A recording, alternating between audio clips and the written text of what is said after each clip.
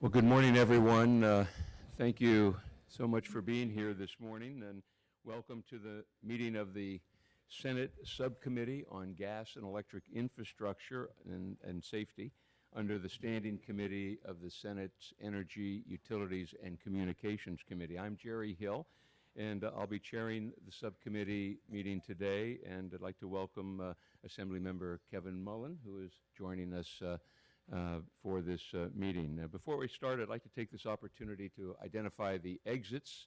As you can see, there's one that you entered, and there's also one in the back, the rear of the room, in case it's necessary. They are on both sides, and so you can make that clear.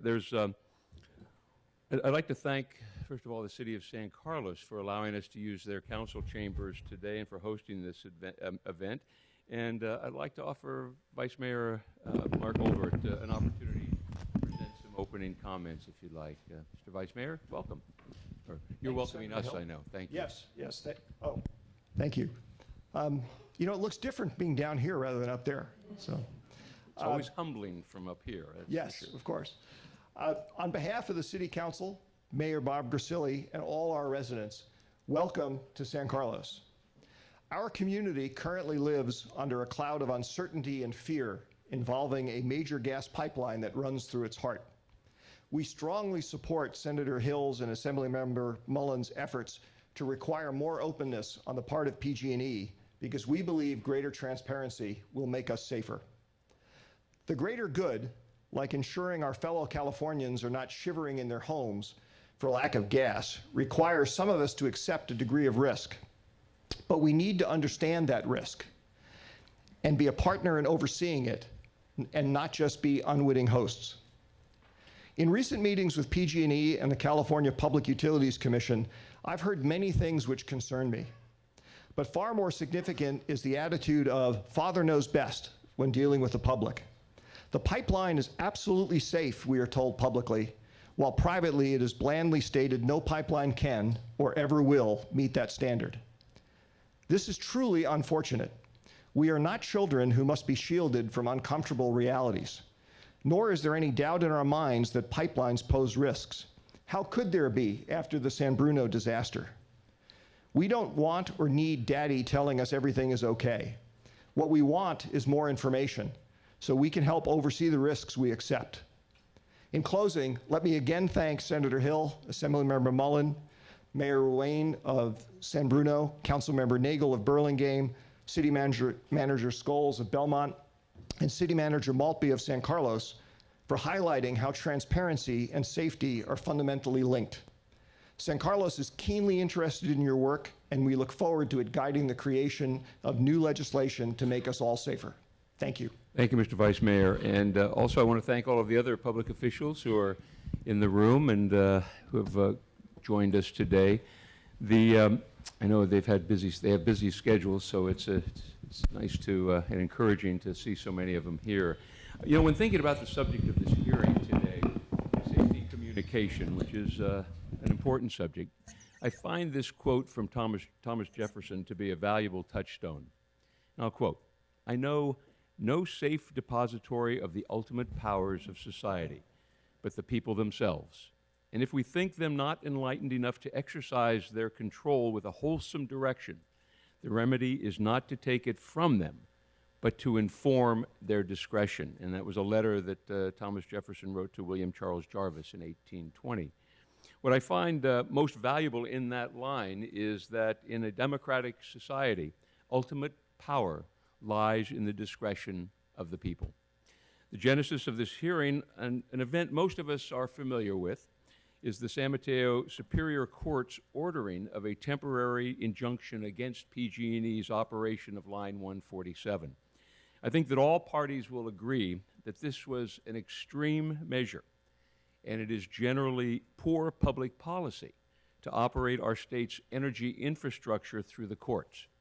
Considerations of proper procedure and public policy are of little importance, however, when an individual or a community or a city feels threat to life or limb. Energy utilities such as PG&E are service companies. Their service responsibility is not only the delivery of gas and electricity, but also peace of mind.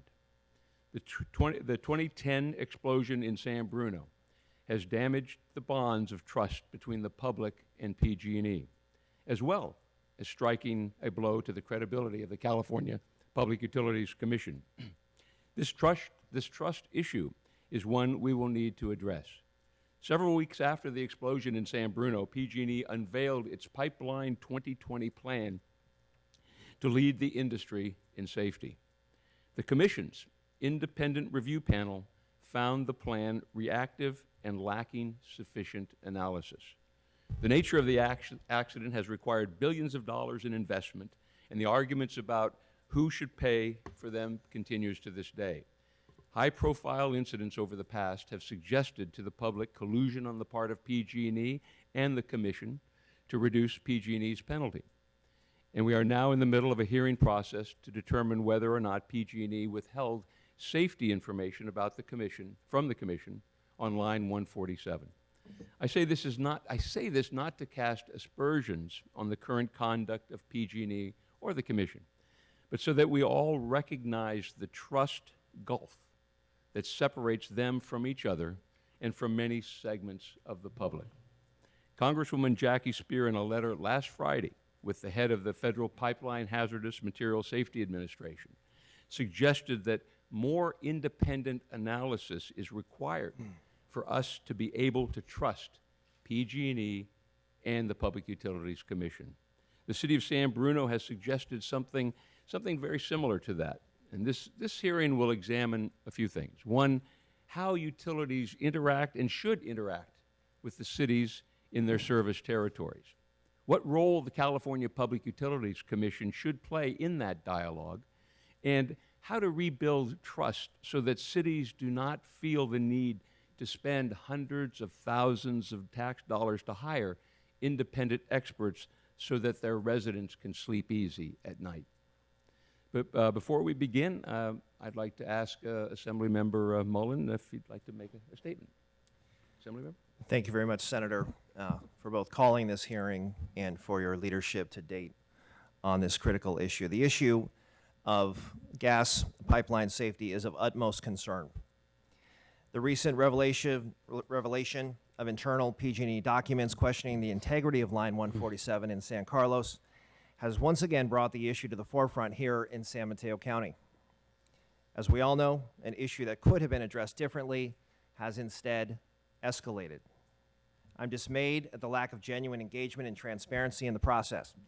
On October 17th, approximately 10 days after San Carlos declared a state of emergency, and the San Mateo County Superior Court ordered Line 147 to be shut down, this full-page PG&E ad, which ran in the San Mateo County Times, our local newspaper, let me read you a couple of lines. Quote, "No one just moves on after a tragedy. You don't stay the same. You never forget what happened. We haven't. Every day since the pipeline accident in San Bruno, we've worked to do the right thing, to demonstrate our accountability and our commitment to everyone we serve. We're building a new company, really, around a culture of safety." PG&E had an opportunity to demonstrate accountability, commitment, and concern for the safety of its customers on October 3rd and October 4th, when San Carlos started questioning the integrity of Line 147, and perhaps even as far back as November 17, 2012, when the email was written. But PG&E chose to take another path. It seems PG&E did forget, and its actions are not reflecting its messaging. Our cities don't want to have the same situation and experience in their communities. In light of San Bruno, after 3 years, PG&E should know that it has to tread lightly in San Mateo County, and the recent behavior has only served to call the company into question. Your efforts, the company's efforts, to restore credibility in San Mateo County, while commendable, have taken many steps backwards. Cities that could have been allies in explaining the complexity of the gas transmission and distribution system to their residents and be advocates for the safety improvements that have taken place instead feel they can't fully trust PG&E. We know PG&E has the subject matter experts, but because the trust isn't there, we can't rely on the information provided when it is provided. And likewise, for the CPUC, We're looking to it as a regulatory body to inspire trust once again in its process. And that can only start to happen with genuine communication with all stakeholders. I'm looking at this situation in a long-term way. Neither PG&E nor the CPUC are going away. So what are we going to do from today forward to repair relationships, rebuild trust, open the lines of communication, and ensure the safety of our communities? How do we ensure transparency both by the PG&E and by PG&E and the CPUC? I, for one, want PG&E to be the safest utility in America. They should want that too. They should want to set the standard for transparency, communication, and safety. I look forward to getting some answers from PG&E and the CPUC, and thank you, Senator Hill, for the opportunity. Thank you, Assemblymember Mullen. With that, let's begin with our first panel. We've asked a number of cities, peninsula cities, to speak about their concerns regarding their communication about safety with PG&E in particular, as well as with the Public Utilities Commission. And so with that, we have a panel of city people. I see that, Mark, are you going, Vice Mayor Olbert, you want to sit at? Well, you're doing a fine job of it, and so make yourself comfortable if you would like that. Mark Olbert, the Vice Mayor of the City of San Carlos, is here, as well as we have the Mayor of the City of San Bruno, Mr. Jim Ruane, the City Manager of the City of San Bruno, Connie Jackson, and the City Manager of the City of San Carlos, Jeff Maltby. We also have the City Council member from the City of Burlingame, the Honorable Terry Nagel. Terry has been very reflective and very strongly advocating for good communication between the utilities and the cities of this area, and this has a lot to offer today, so thank you, Terry, for being here. And also Greg Scholes, who's the president currently of the San Mateo City Managers Association. So Greg, thank you. He's also the city manager of the City of Belmont. So it's great to have you here today, and whoever would like to begin, Mr. Mayor? Thank you very much. Good morning. I am the proud mayor of the City of San Bruno, the wonderful City of San Bruno, joined today by our City Manager, Connie Jackson. I'm pleased to be here today, and I would like to thank Senator Hill for convening this important hearing and for allowing us to share our deep concerns about public safety in the wake of the recent potential dangers posed by both Pacific Gas and Electric Company, as well as the California Public Utilities Commission. As we all recall, a horrific PG&E gas line explosion ripped through the city of San Bruno on September 9th, 2010. The devastation, the explosion killed 8 people, destroyed 38 homes, and left a hole in the heart of our city. This tragedy was entirely preventable, and it should have served as a wake-up call to both PG&E and the utility regulator, the California Public Utilities Commission. State and federal investigators have determined that the tragic explosion in San Bruno was largely the result of PG&E's flawed or non-existent records and the lack of CPUC oversight that allowed PG&E to continue to operate with bad data for more than 1,000 miles of its natural gas pipelines. Yet now, 3 years later, we are now discovering that those same flawed or non-existent records recently jeopardized the lives of San Carlos residents just 14 miles down the road from San Bruno. Not only did PG&E allow another defective pipe to operate at dangerously high operating pressure, threatening another San Bruno-like catastrophe in San Carlos, but it took PG&E 11 months to disclose this information to San Carlos officials. Of equal concern, the CPUC, the regulatory agency that is supposed to serve as our watchdog for public safety, similarly failed to notify city leaders and the public of the potential dangers. This is unacceptable. We stand here today to call on PG&E and the CPUC to remedy these persistent threats to the safety of our communities. Specifically, we are asking that PG&E and the CPUC focus on making improvements to their communication with local governments so that local public officials, residents, and first responders receive information they need in a manner that is honest, timely, and transparent. Our interest is to assure that the city and county leaders are not left in the dark after a threat is discovered beneath any community. We seek the following going forward commitments from PG&E and the CPUC. That PG&E notify cities, counties, and the CPUC within 24 hours should it detect any immediate threats to public safety or any discrepancies in its records. That PG&E staff a dedicated 24/7 employee to its dispatch and control room, trained to communicate with emergency responders and city officials in the event of an emergency. That PG&E coordinate with local governments to improve its public awareness and outreach programs and its programs for emergency responders to make sure that they are aware of important pipeline information and know what to do in an emergency. That PG&E work with local cities to establish a regular, productive, and open two-way communication to address important safety issues in each community.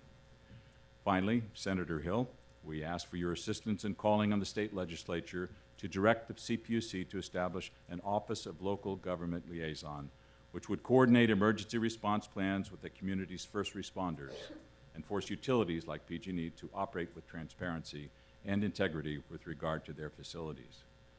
San Bruno is committed to ensuring that the legacy of our city becomes an opportunity to prevent future negligence by PG&E and stronger active oversight by the CPUC. As a result, we are also seeking an independent monitor to reinstill the public's faith that what happened in our city does not happen again here in San Carlos or in any other community. This independent monitor would ensure that PG&E follows its own safety plan in the face of possible lax enforcement by politically appointed CPUC commissioners with close ties to utilities. An independent monitor, free of the conflicts of interest and cozy relationships with PG&E that have jeopardized pipeline safety to date, can help us guarantee that PG&E maintains good records and open communication with local government, and that the CPUC provides the adequate and consistent oversight needed to keep our communities safe. The City of San Bruno is seeking the maximum penalty and fine from the CPUC against PG&E for its gross negligence in the San Bruno explosion and fire of 3 years ago. We are going to hold the CPUC and PG&E fully accountable for their past failures so as to prevent what happened in San Bruno from happening again in any community in our state. Thank you for listening to our concerns today. We appreciate the attention you are giving to this vital public safety issue. We urge you to take action to protect the residents of communities statewide who deserve to know the truth about the safety of gas pipelines lurking beneath the ground. Thank you again for your time and attention to preserving public safety. Thank you, Mr. Mayor. And Mr. Maltby, would you like to make some comments? And then we'll have some questions, I know, from the committee. Thank you, Senator Hill and Assemblymember Mullen, not only for holding this hearing in San Carlos today, but for all the assistance and support and guidance that we've gotten from you and your staff over the last several weeks. This has been a difficult, confusing, frustrating time in San Carlos.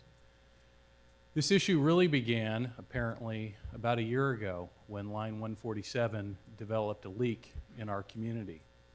We weren't notified that a leak had occurred. We weren't informed on what was happening in that process.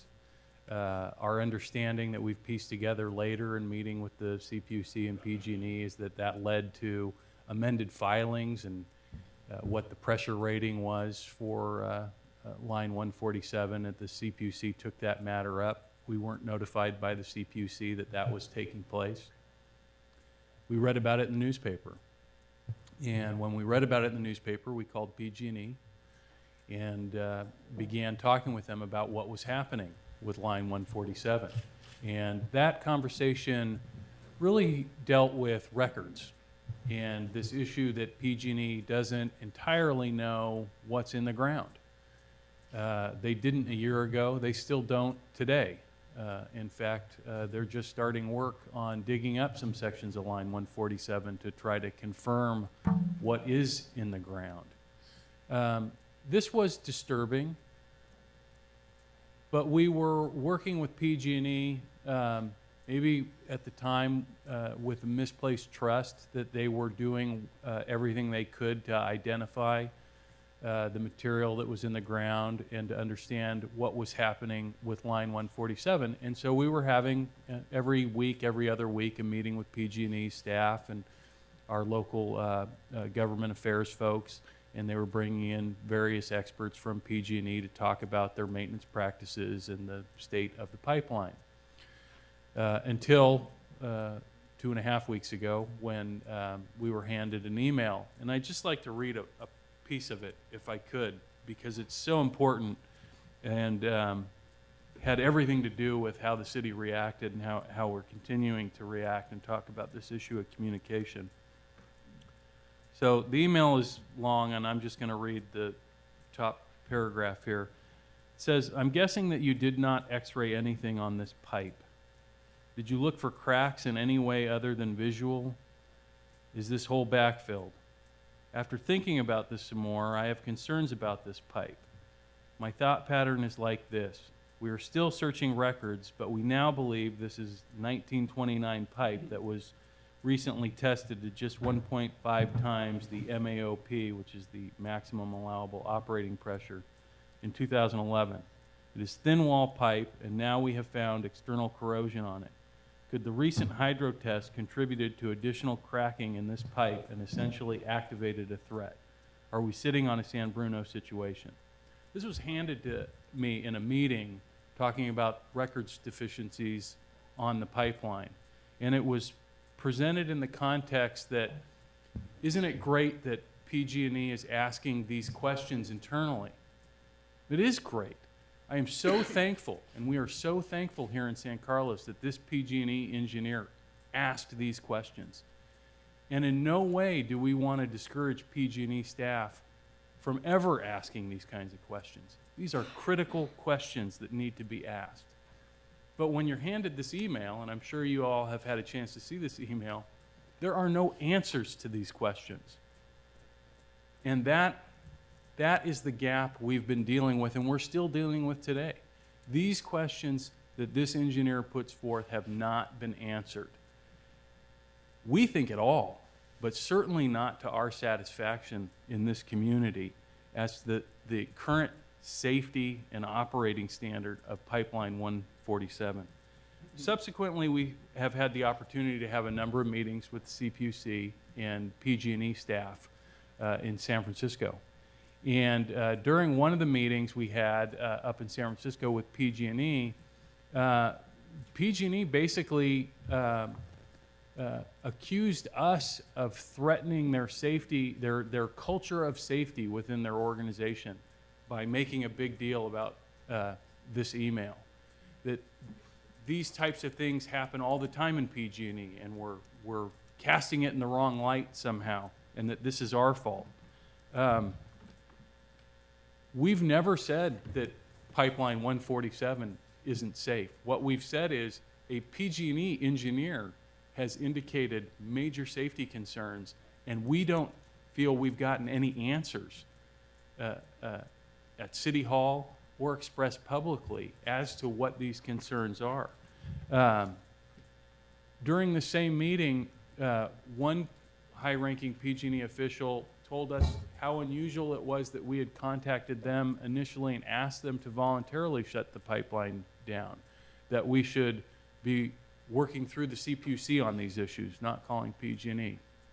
Other high-ranking PG&E officials disagreed with that statement, told us we should contact and work with PG&E on these types of issues. So there's clearly some conflicting messages being communicated by some of the very top people within PG&E about how and who we're supposed to talk to when we have these concerns. This isn't something that we just put on paper here at City Hall. These weren't our concerns. These were a PG&E engineer concern. We just want to make sure that they're addressed and answered. We want to know what is the plan from PG&E and the CPUC to work on this. We were very pleased that the CPUC stepped in so quickly and issued an order keeping the line shut down.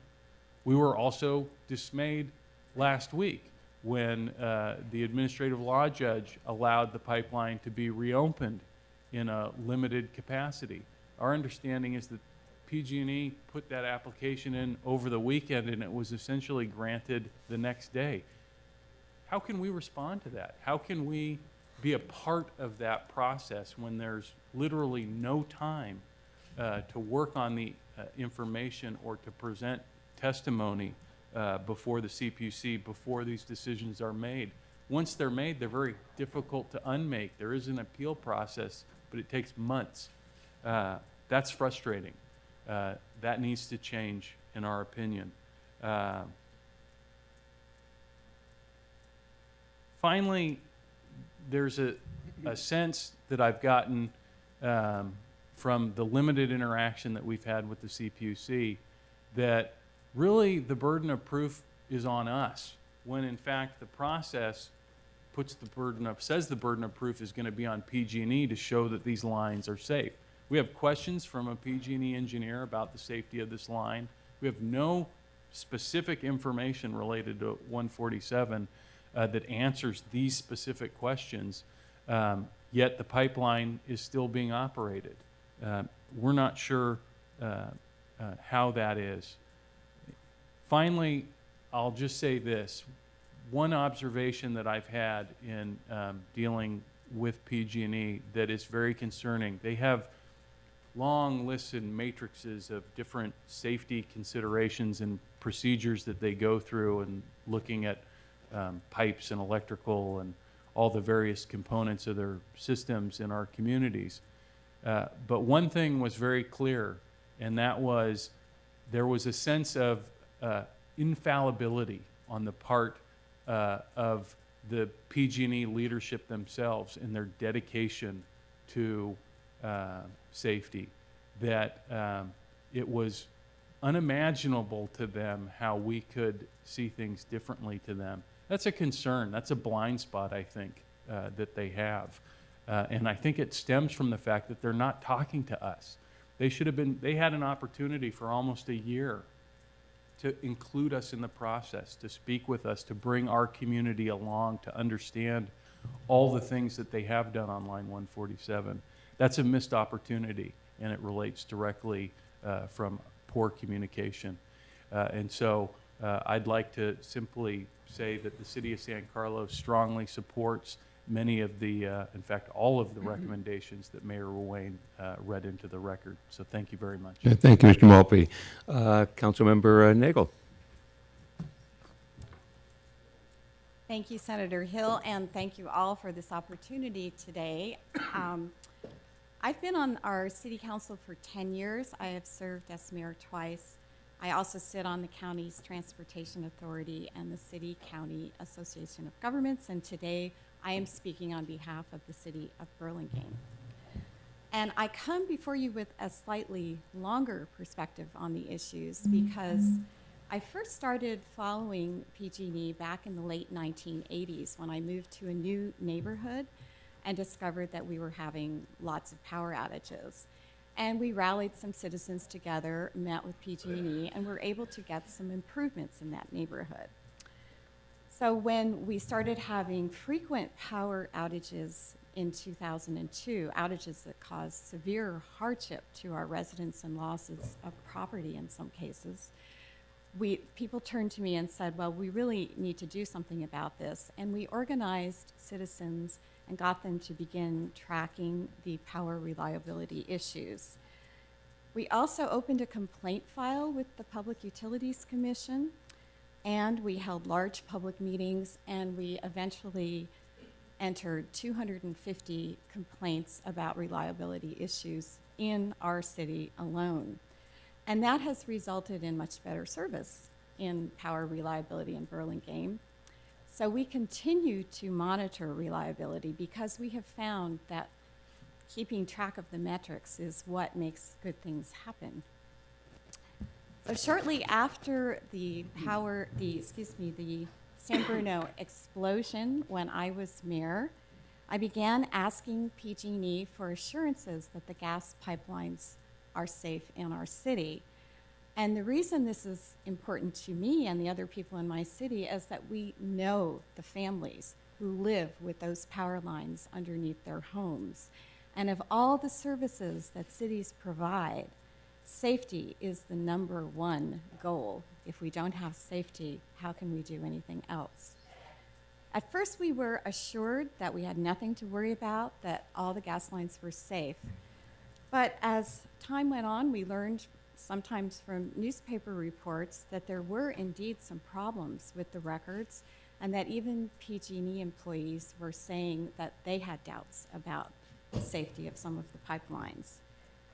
So I have submitted a timeline this morning detailing the extreme efforts our city has gone to assure pipeline safety in the city of Burlingame. We started in early 2011 when I invited PG&E to make a presentation on the condition of the pipelines. And that presentation was not terribly satisfactory. It raised more questions than it answered. So we went ahead and we asked PG&E to do a line-by-line, foot-by-foot inspection of all the major pipelines in our city. It took a long time to get that to happen, and I personally spoke before the California Public Utilities Commission asking for their help to make that happen sooner. In August of 2011, we also invited them in to speak with our city staff, and they showed us their actual inspection records, which were a little bit confusing for us to interpret. And then in October of 2011, I worked with my colleagues through the City County Association of Governments, called CPUC, to invite PG&E to make more detailed presentations on the safety of the pipelines in all of our cities. Later that same month, I met with Paul Plannon, Executive Director of the Public Utilities Commission, and Michelle Cook, who was the Interim Director of the Safety Division, and gave the same message. Basically, we need to know more about the safety of pipelines in our city. You have to do a better job of communicating with local cities and residents.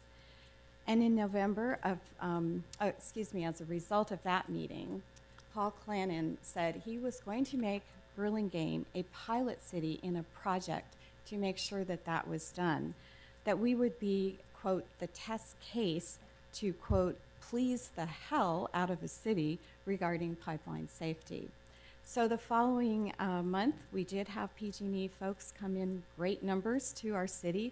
They showed us many, many records of all of the pipelines in our city and answered our questions. But to this date, I do not know of another city that has been invited into that pilot project. So continuing our quest for safety, I met with PUC Commissioner Mike Florio and his Chief of Staff in January 2012. I also met with the Supervisor of Business and Community Outreach and the Outreach Officer for Northern California for the CPUC in March of 2012. Again, the same message of needing better records of safety and better communication. And so it goes on until most recently, earlier this month, on October 10th, our CPUC group asked once more for detailed records of what the condition of the pipelines are in our cities. We want to know exactly what the problems are, what work remains to be done, and when it will be done. Now, what could be done better? I have 3 suggestions. First, you've heard this said by others, we do need open, honest communication with PG&E and the Public Utilities Commission about the condition of pipelines in our city. And it shouldn't be difficult for us to find out the condition of these pipelines. They were paid for with tax dollars. But it is like pulling teeth to get information about pipeline safety from PG&E. And then when we do get information, it seems sanitized, often to the point of being somewhat incomprehensible. Instead of detailed safety reports, we get newsletters with fancy graphics telling us about PG&E's accomplishments. And what I would like to see is a detailed exchange of information between PG&E and the city staffs of our cities, who would be partners in the process of finding out what exactly has been done, what needs to be done, and how can we better communicate that information to the public. I'd like to see this happen not just one time, but I'd like to see an ongoing partnership. We think that safety should be PG&E's #1 priority, not an afterthought. Second, I would like to see an advocate for cities and the public in the process. and independent experts who make sure we get information that is accurate about the progress of efforts to improve safety. Ideally, I think there would be an office within the Public Utilities Commission staffed with independent experts and communications professionals, because after all, I still think of the CPUC as the guardian of the public safety in this process. I also think that the PUC and PG&E could be using their websites to greater effect, providing two-way communication rather than one-way communication. Third, I would like to see a rating system for pipeline safety that is easy for the public and cities to understand. This could be a very effective risk management tool. And I think that the rate increases that are imposed on ratepayers should be dependent on good pipeline safety ratings, just as they are for power reliability. And I don't think we should have to pay for years of deferred maintenance that the ratepayers have already paid for, but which has not been done. I know that it is possible for a major utility to have open and honest communication and to win the public's confidence. A recent example is the new water line that was placed under El Camino Real, also in our city. The PUC, San Francisco PUC officials held many meetings with our city staff, the public. They communicated frequently before and after each step of the way, and they won the public's confidence. Our city dreaded the complaint calls that we thought we would get as a result of this major disruption of El Camino Real, and I don't think we got a single complaint because it was done so well. So I want to conclude by saying I have met many good people who work for the California Public Utilities Commission and many good people who work for PG&E, including line workers who tell me of their concerns. And I know they would like to restore the credibility of those two organizations. And I believe with the right leadership that that can be done. Thank you. Thank you, Councilmember Nagel. And Mr. Scholes, representing the San Mateo County City Managers Association. Good morning. Morning. Senator Hill, Assemblymember Mullen, thank you for convening this important hearing. And while I'd like to think of myself as the president, as you introduced me earlier, I am just the chair of the. Our association has prepared a letter to PG&E that we'll be providing to them. I think it goes out today regarding this issue, but I'll rely on that in my comments here today.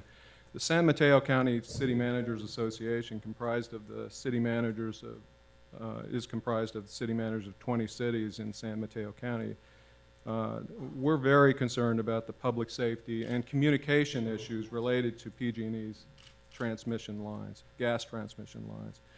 The recent issue in San Carlos, which we've heard about today, where the city declared a state of emergency and the judge ordered PG&E to shut down line 147, which had deficiencies similar to the San Bruno pipeline, and given the fact that it took 11 months for PG&E to inform San Carlos of the pipeline's potential dangers, as indicated earlier, which a PG&E engineer likened to another San Bruno situation, have given all the city managers cause for concern.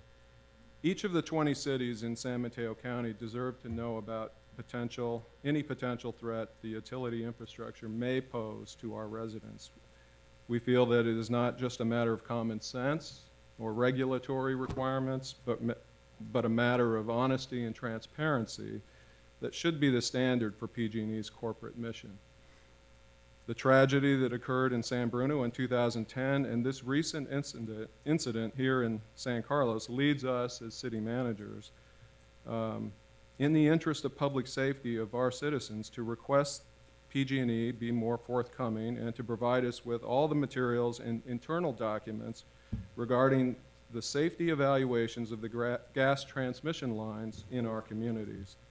The city managers will be scheduling a meeting with PG&E to discuss these matters, and going forward, it is important that PG&E commit to recognizing cities as partners in safety and to take the city's input into account when making operational decisions.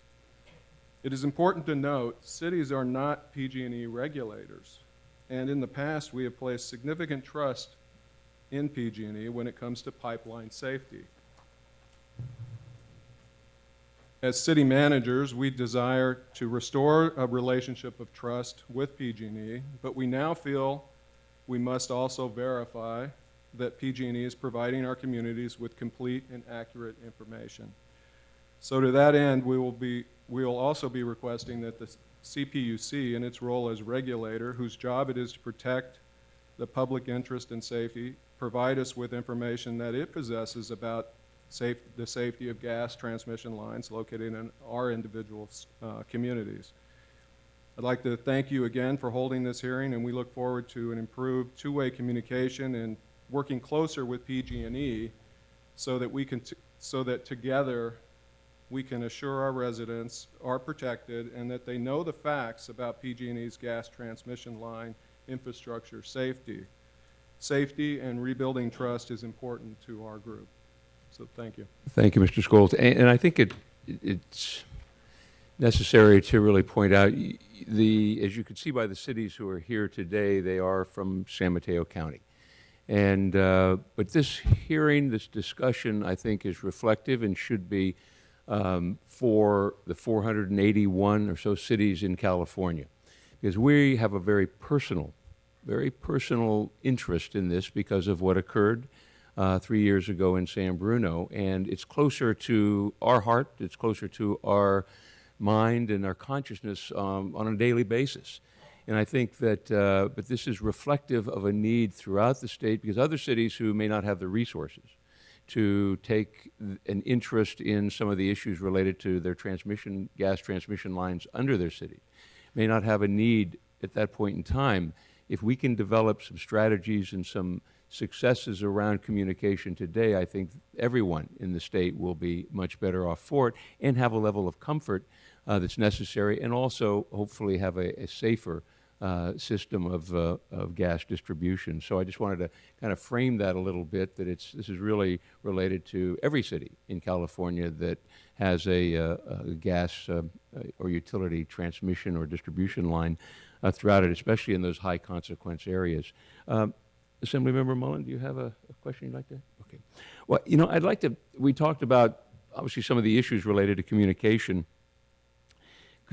Where do you feel, or do you feel that the level of communication has been effective with PG&E? Is there something that they have been doing that you think has been successful in communicating? And I'm just trying to flesh out between those things that they do well and perhaps those things that they haven't done well, and then kind of hone in on that if we could. Is there something that anyone? I get my bill every month on time. They are communicating that. I would say that the individual meetings with our city where they brought in the technical professionals, the engineers, to go over the details of the problems in our city and what was being done to fix those was far more effective than just having a sort of public relations outreach that everything is fine. So I think more information. And that's a good point, because that leads me to my second question, which was, as you know, when you have an issue that comes to mind or a question related to the lines, you generally will call your government relations person, who then will take that and try to find or get answers for you. Do you find that, is there a point where the communication drops or fails at any point after you've made that communication? Is there good follow-through? Or as I look at it, I mean, they do a very good job of kind of being that relationship, that bond between the cities and the utility. But when it gets down to offering that technical information, I think it would be difficult if the government affairs person is sharing that information without having some and especially if they're talking with your public works directors who are engineers, and so you almost need a common language to be spoken there. And I don't know, do you find that the government affairs personnel are doing the job that you're comfortable with? I'd just like to echo the comments that the council member just made, because in San Bruno, we've discovered that, in fact, we've been forced to develop a reasonable level of technical competence in order to understand some of the issues and to be able to engage productively with PG&E. What does work is when we are able to access those individuals who have the technical understanding and, frankly, the technical information that we need and that our residents need. And I'd like to just add the additional suggestion that by partnering with PG&E, I think we are much more able to be effective. For example, in San Bruno, we made communications one of the, between us and PG&E, one of the priority issues for our settlement negotiations with PG&E that brought $70 million in restitution funds to the city, but also a very focused and robust means of daily, weekly communication with PG&E. Now, while that may not be necessary for every community in our service area, we do think that it has created the understanding of the need for regular, detailed, interactive communication where we actually can also provide PG&E with suggestions and assistance about how to better reach the understanding of our residents. Yes, Mark? Thank you. I guess the feedback I'd offer regarding your question is on a couple of levels. On the one hand, it's important to remember in the case of San Carlos, the only reason we even heard about this email string, which caused us such concern that we had to declare a state of emergency in the city, was that PG&E had given it to us. And let me be clear, I am very grateful for the fact that they did that. I really wish they would have given it to us 9 months earlier when it was generated, but nonetheless, they did provide it to us.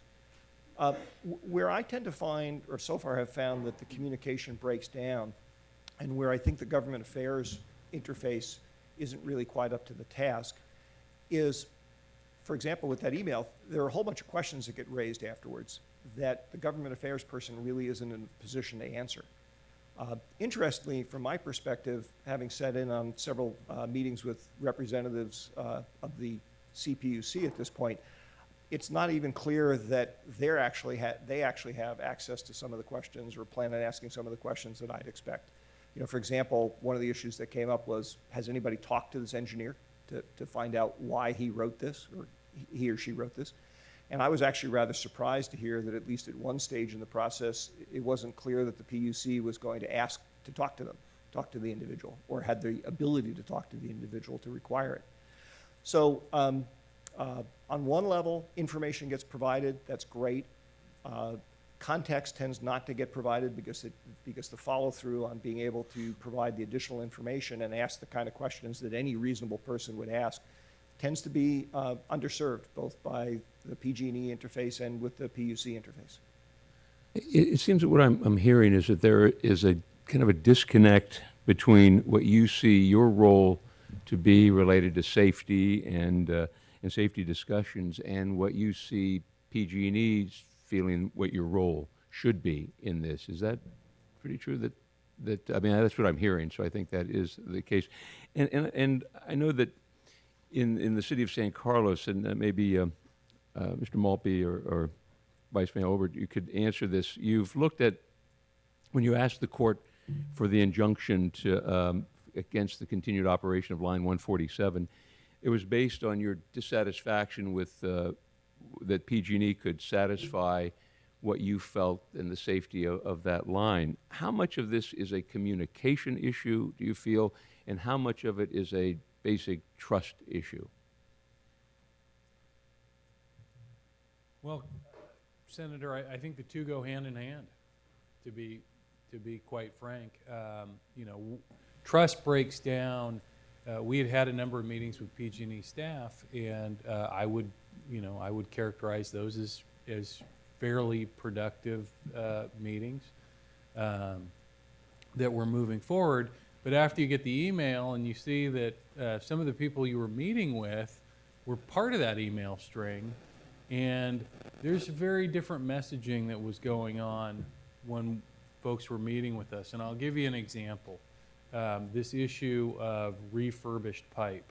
In our meetings, prior to declaring the state of emergency in San Carlos, what we had learned was San Carlos was a possible location for some of this pipe, but that it was unclear and unknown whether or not any of that pipe exists. That's not really the case when you read the email and you learn more about what was good. There's at least, if not 100% certainty, a much higher degree of certainty with some folks within PG&E that pipe is in line 147. And that knocks the trust right off the board. It really does. It goes right out the window, and you're really forced to start all over again in rebuilding that.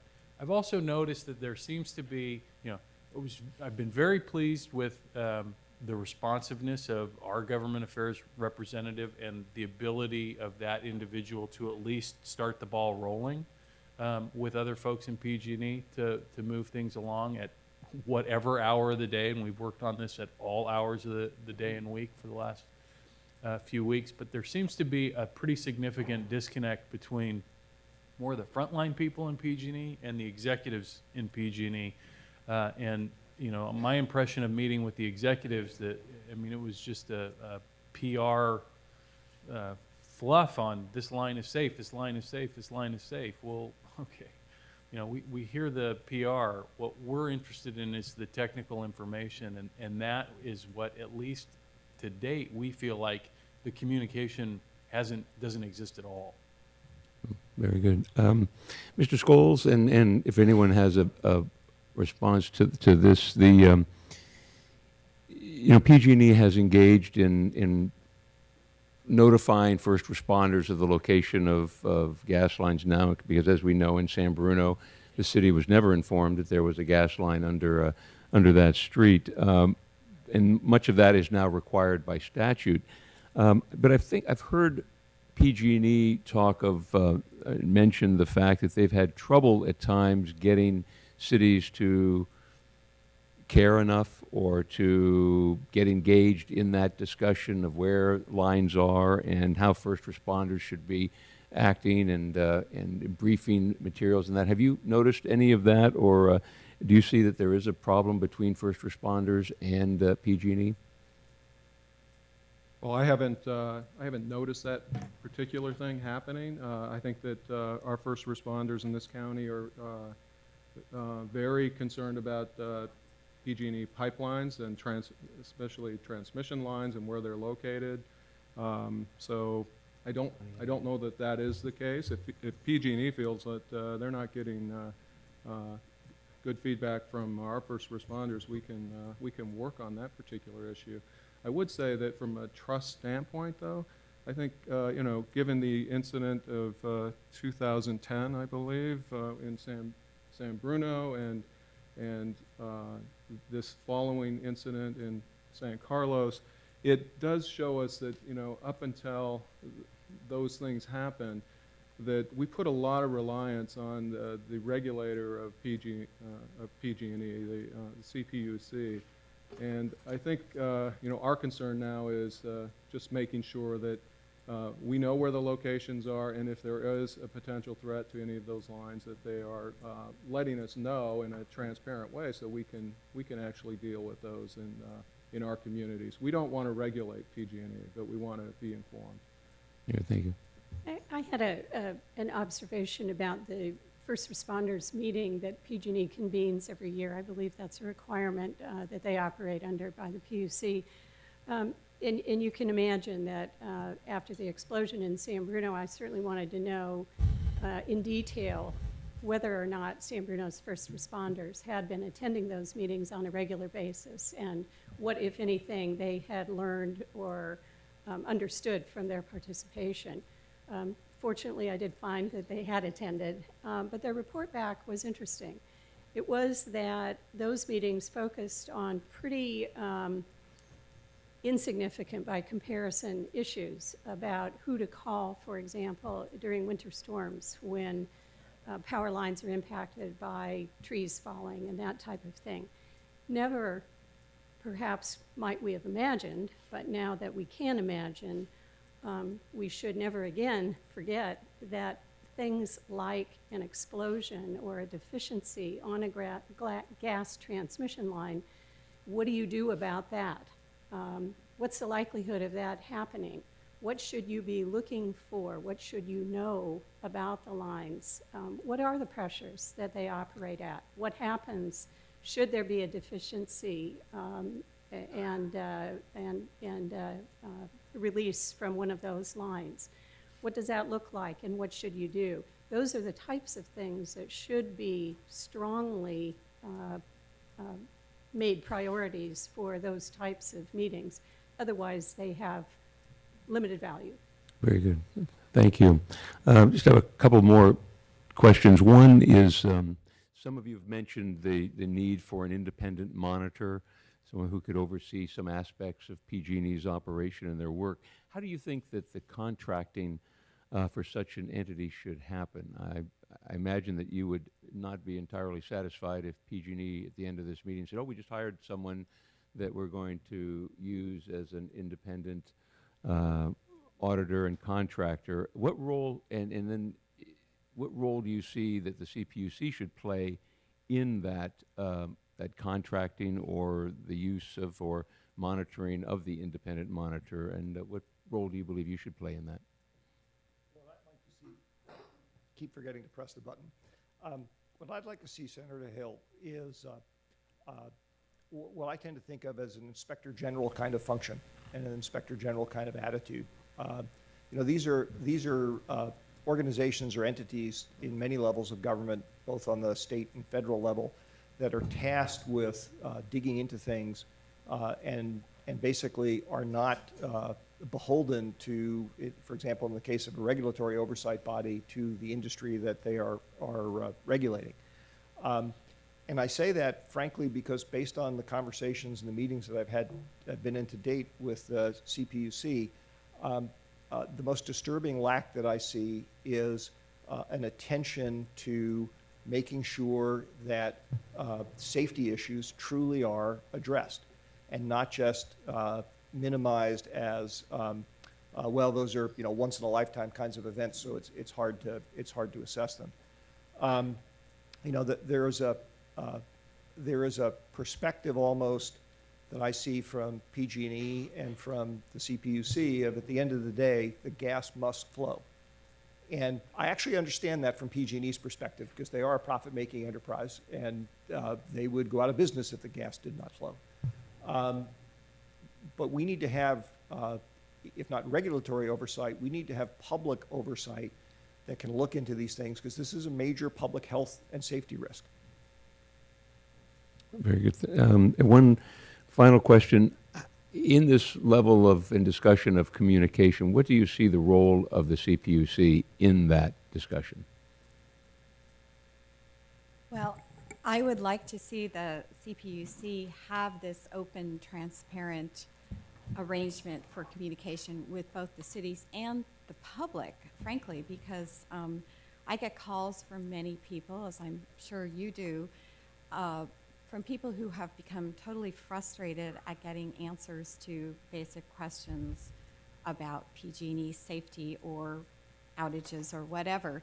And I think we live in a rarefied world where we have little cards we carry in our wallet with our government relation rep contact information.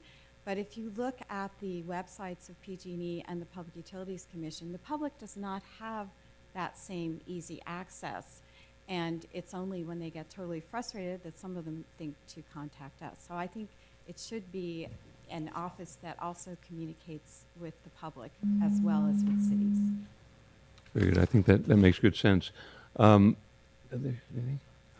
good. Thank you very much for your insight and your testimony today. I think it really framed the issue, framed the problem, and now we need to find some solutions for that so that we're all at a better comfort level. But I do think, though, in fairness to PG&E, Vice Mayor Olbert, the need for gas is, certainly they are in the business to make money, but there is also the issue that the reliance on gas for health and safety, and in the middle of a winter with a freezing night, families need that protection and that heat. So I think they want to make sure that is covered as well.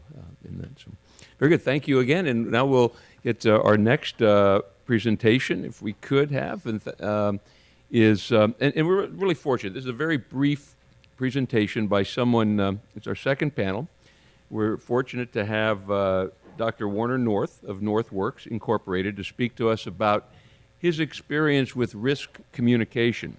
Dr. North had been consulting faculty at Stanford University in the Department of Management Science and Engineering from 1976 to 2009. He is the past president of the International Society of Risk Analysis and is a National Associate of the National Research Council of the National Academies in Washington, D.C. At the National Research Council, he has contributed to a number of reports, including Improving Risk Communication, Understanding Risk, Informing Decisions in a Democratic Society, and Disposition of High-Level Waste and Spent Nuclear Fuel, and Public Participation in Environmental Assessment and Decision-Making. A number of good publications. Dr. North has participated in mediating a number of environmental and public health controversies, and we are honored that he is here today with us to share his experience on on good communication and how we should move forward. Dr. North, thank you very much for being here.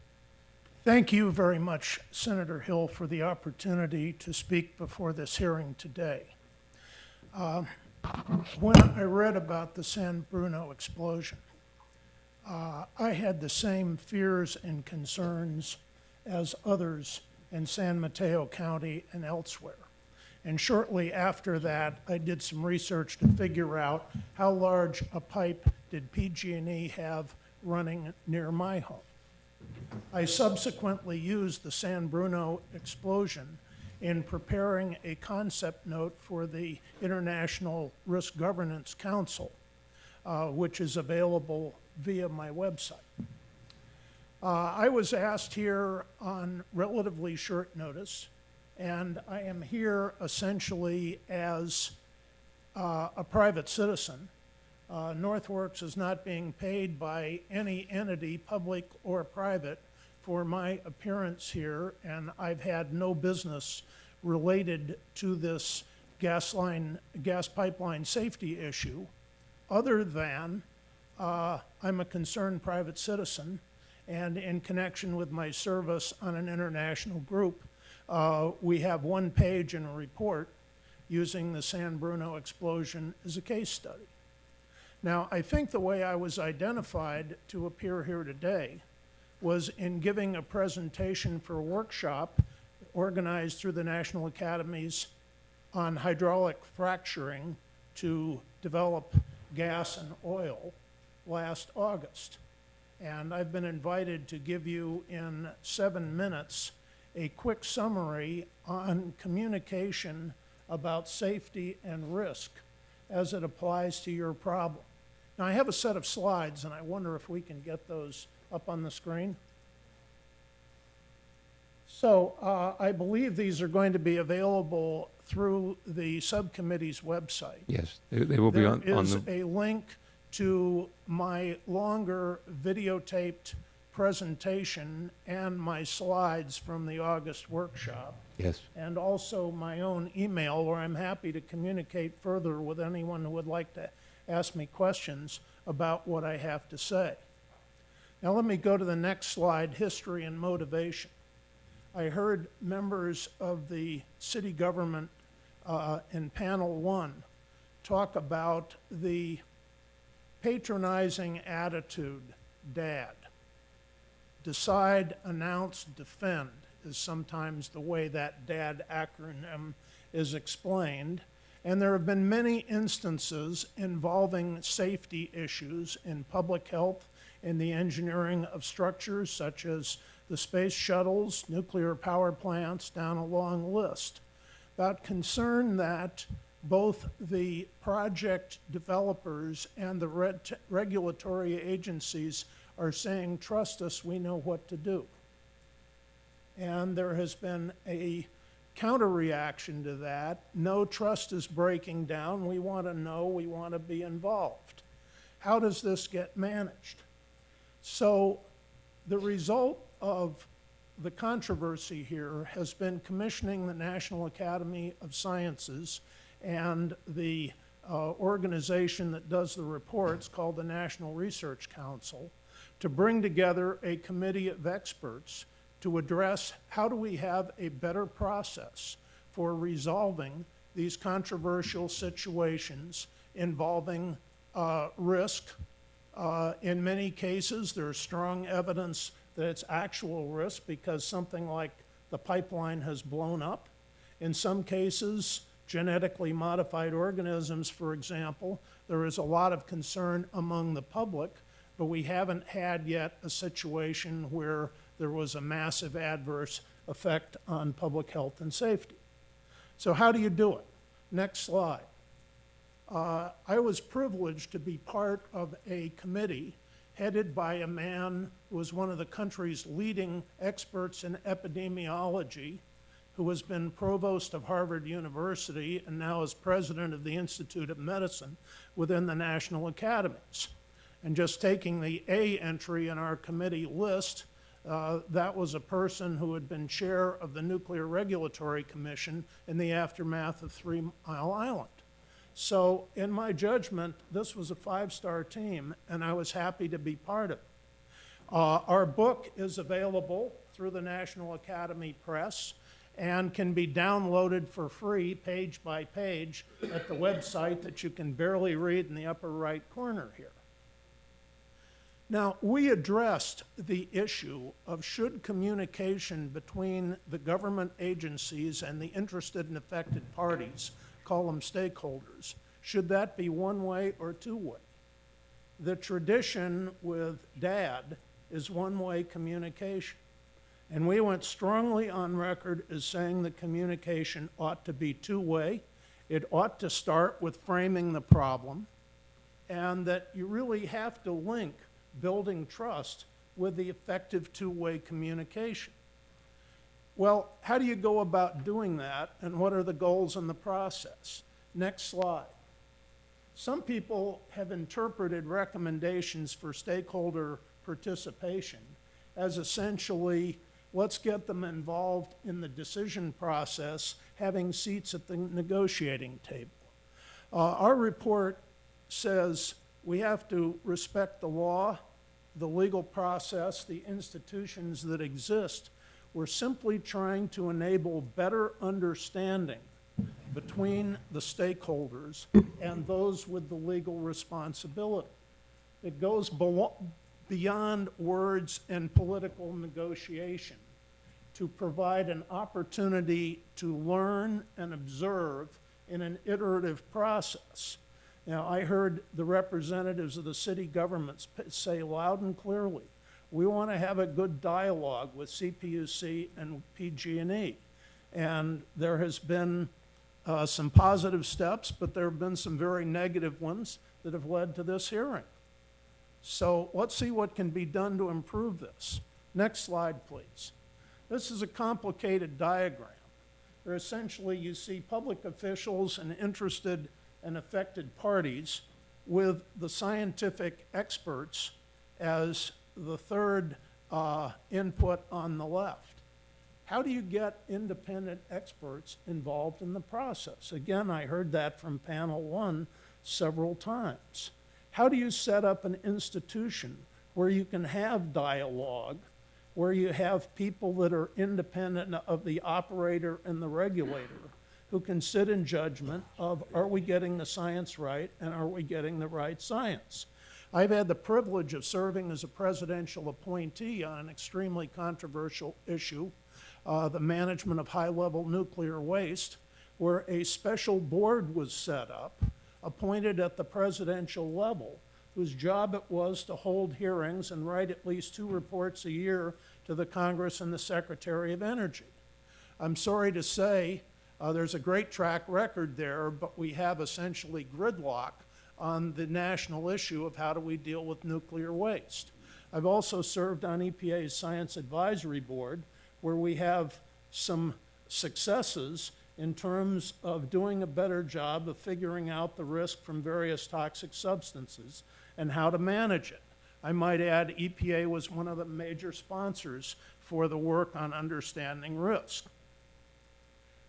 It's an iterative process. You can't expect to get it right with one-time back and forth communications. You need ongoing communications, figuring out what's important, getting the right experts on the right issue, and finally building up toward a situation where the parties understand the issues.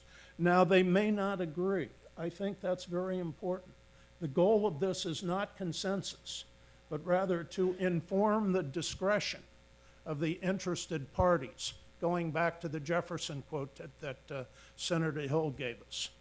Next slide. So, 5 key points in this process: getting the science right and getting the right science. That's a matter of getting the right expertise and assembling it. I won't go into detail. I'll go on to the next stage, which is sufficiently difficult that we had a follow-on report to address that, and that is getting the process right. And then finally, the goal of this is to have an accurate, balanced, and informative synthesis that people who are not specialists can understand, educating the interested and affected parties. Next slide. So the second National Academy of Science National Research Council report is on the public participation process. That came out in 2008. Again, it's available for download on the web, and it's available from National Academy Press, and I'm happy to discuss with anybody interested the contents. Next slide.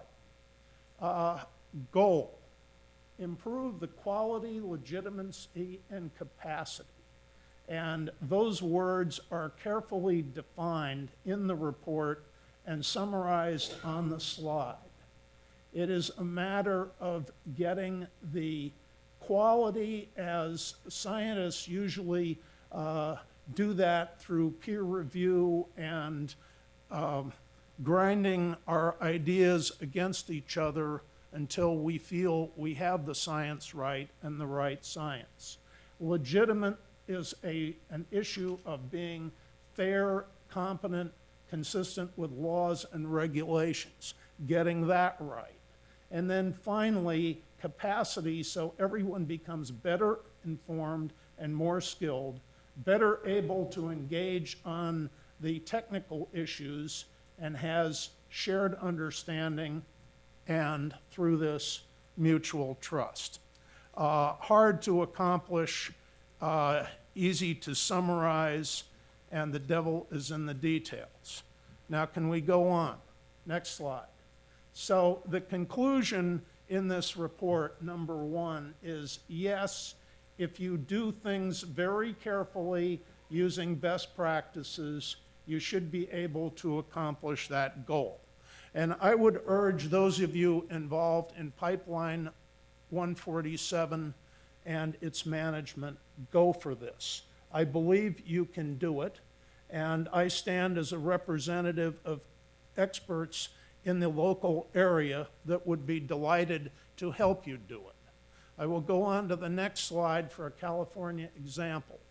My friend and former colleague Steve Berriger worked with a group from the Stanford Law School to deal with a very contentious California issue, the management of the marine fisheries in the California coastal zone. This involves telling fishermen that some areas will be off limits for fishing. This is the kind of issue that has been extremely controversial in the past. And I worked with Stanford 20 years ago on trying to do this on the international level. We didn't get very far. But California, with the group set up through the Department of Fish and Wildlife, and with the group from the law school in support of it, managed in a few years to do 4 of the 5 areas. It didn't make the newspapers. There was no controversy. There was agreement on what zones would be excluded for fishing.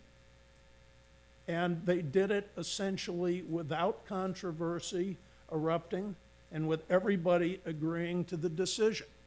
Now, can we do that again? Steve would be here at my invitation, but he had a meeting in Sacramento today. I'll go on to my last slide. So as we look forward, here's a picture of fishermen protesting. For hydraulic fracturing, I could give you one in New Brunswick, where we had a presenter at our workshop where they had to call out the Royal Canadian Mounted Police to control the crowd. Sometimes we have situations with extended litigation. The lawyers get involved and they go on and fight. Lots of wasted time and money. Does it have to be this way? I think not. I would have loved to have had my colleague from the past, my city councilman from Belmont, and hopefully if he wins the next election to renew his term on the city council, a future mayor of Belmont, Warren Lieberman. We've worked together closely. I know he knows Senator Hill well.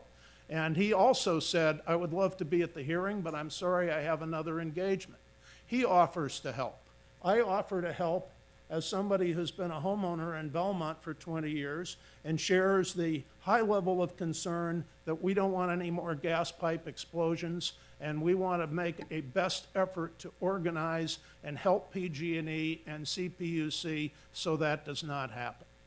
Let me conclude at this point, invite your questions, and thank you for the opportunity. Dr. North, thank you very, very much. This was so insightful and very helpful, and I think Assemblymember Mullen has a question, and I have a couple. Thank you very much, Senator. Thank you, sir, for being here today. It's great to have your expertise in the room and great to have that expertise locally here in San Mateo County. So I guess my question is, what is the single most important recommendation for PG&E and CPUC to better encourage an iterative process, a deliberative process, a two-way communication? That's really getting to the heart of why we're here today. Can you distill into My recommendation would be to listen to the kind of comments that I heard this morning from panel 1 and be willing to innovate in trying out public participation.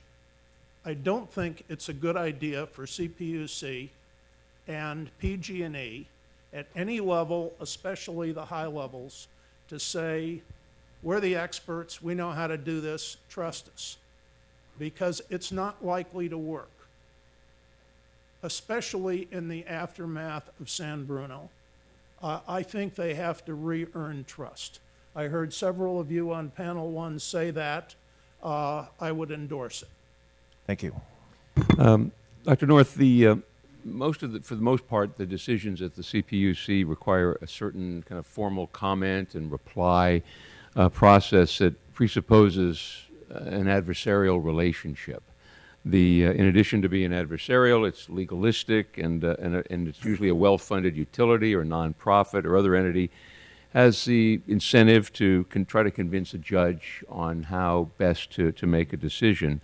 And to try to diffuse or to discredit the opposition, that their legal argument is without merit. So in a process like the PUC, there's sometimes, and in many cases, an imbalance of technical expertise, an imbalance of legal expertise as well that makes it somewhat challenging. Given that process, is there anything that can be done to foster an effective, respectful communication either within that process or without that process, or outside that process? I will try to keep my answer short. We have a long tradition of legal process in the United States, and without being well acquainted with the CPUC's operation, I understand they use a legal type of process, a relatively formal one with lawyers involved. I have a lot of respect for a less formal process involving independent experts who serve as science advisors to public agencies, where the instinct of the scientists, their training is, let's try to figure out how this works. Let's try to understand the issues. Let's see if we can reach a consensus by sharing our information, as opposed to assuming an adversarial stance and trying to score points for your side against the other side, which often happens in a legal process. I have had the experience many times of having a public hearing with scientists listening to presentations from various different sides. It may be the environmental activists on one side and the manufacturers of chemicals or the users of chemicals on the other side. And we're trying to figure out what risk does exposure to that chemical present for public health and safety. And often there's a great deal of information shared at the level of providing input on a draft regulation or a draft report, where the result of that public hearing is better understanding among the contending parties, more focus on the right issues as opposed to the issues that are easy to argue about, and we come up with a better decision as a result made by the decision makers who are legally responsible. This is informing discretion as opposed to a union negotiation like the recent BART strike. So I would urge that that be tried out. I urge that having an office in CPUC that reaches out regularly to the local governments seems to me like an excellent idea. I think within the Bay Area, there is a great deal of expertise available on the details of pipeline corrosion, inspecting wells, et cetera, that are important for Pipeline 147. I'm not an expert in those areas, but just as in the hydraulic fracturing workshop, we found a professor at Stanford who was wonderfully knowledgeable about the geophysics and the drilling technology, who could be our point person organizing science in that area. It seems to me, between the academic institutions and the companies in the Bay Area, it shouldn't be hard to find some good independent experts and get them involved in the process. And I urge that be done. Dr. North, thank you very much for your time and for your testimony today. It's extremely helpful. Really appreciate it so much. Thank you. So, thank you. I'm sure we'll be in touch discussing this further. Now, if we get ready for the next in our final panel, which is really how do we put safety communication concepts into practice. So if you'd like to, Sumit Singh, Senior Director of Gas Operations with Pacific Gas and Electric Company. Papia Gamblin, Director of Central Coast Region for Pacific Gas and Electric. And Brian Turner, the Deputy Executive Director for the California Public Utilities Commission. Welcome.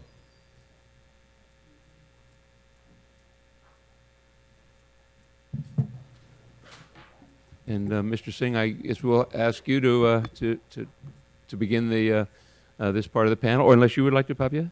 Yeah, I'm going to begin. Okay, very good. Oh, thank you. Thank you, Senator Hill Thank and you. Assembly Welcome. Member Mullen. My name is Papia Gamblin, and I work for PG&E as a Corporate Affairs Director. I'm a resident here in the County of San Mateo. I'm a City of San Mateo resident. My family and I have resided there for a number of years. I'm also a City of San Mateo Parks and Recs Commissioner. From the onset, I want to say that I hear the concerns that several cities have regarding communications with us. We appreciate the good working relationships we've had with the cities in this county as we've worked to improve pipeline safety over the last few years. We are always open to suggestions on how we can do better, and we welcome your feedback. My role for PG&E is to be the central point of contact for our community partners on the peninsula. We conduct outreach and provide information to local jurisdictions about PG&E gas and electric operations, emergency response, community engagement, and external relations. One of our goals is to provide the community with accurate and timely safety information. We engage our internal PG&E experts on gas, electric, and policy issues before we communicate with our partners. Our team, along with the appropriate PG&E subject matter experts, provide advance notice to our community partners regarding a variety of ongoing PG&E activities, including pipeline safety enhancements, major gas and electric work, permitting, utility undergrounding, vegetation management, project updates, and customer service issues. We aim to be thorough. We communicate with our local partners about these projects in a variety of ways, such as face-to-face meetings, city council updates, community advisory group briefings, newsletters to elected officials, senior staff, and stakeholders, and first responder trainings. Our outreach is extensive. Since 2010, PG&E has conducted 48 presentations to various city council, community groups, and the City and County Association of Governments.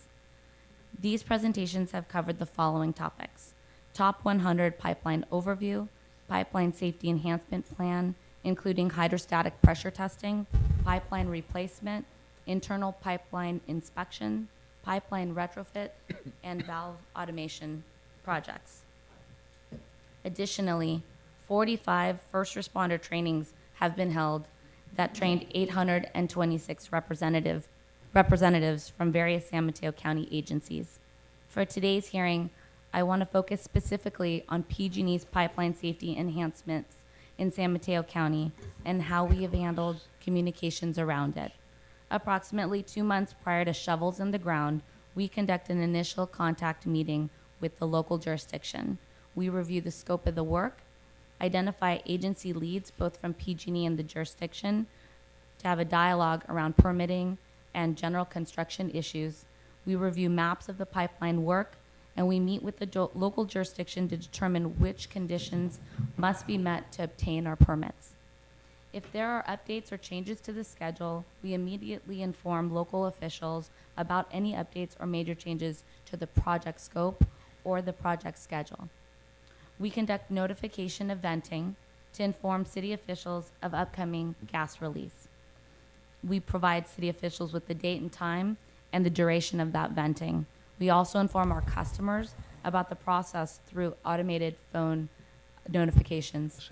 Finally, prior to the venting, we provide official notification to our public safety dispatch.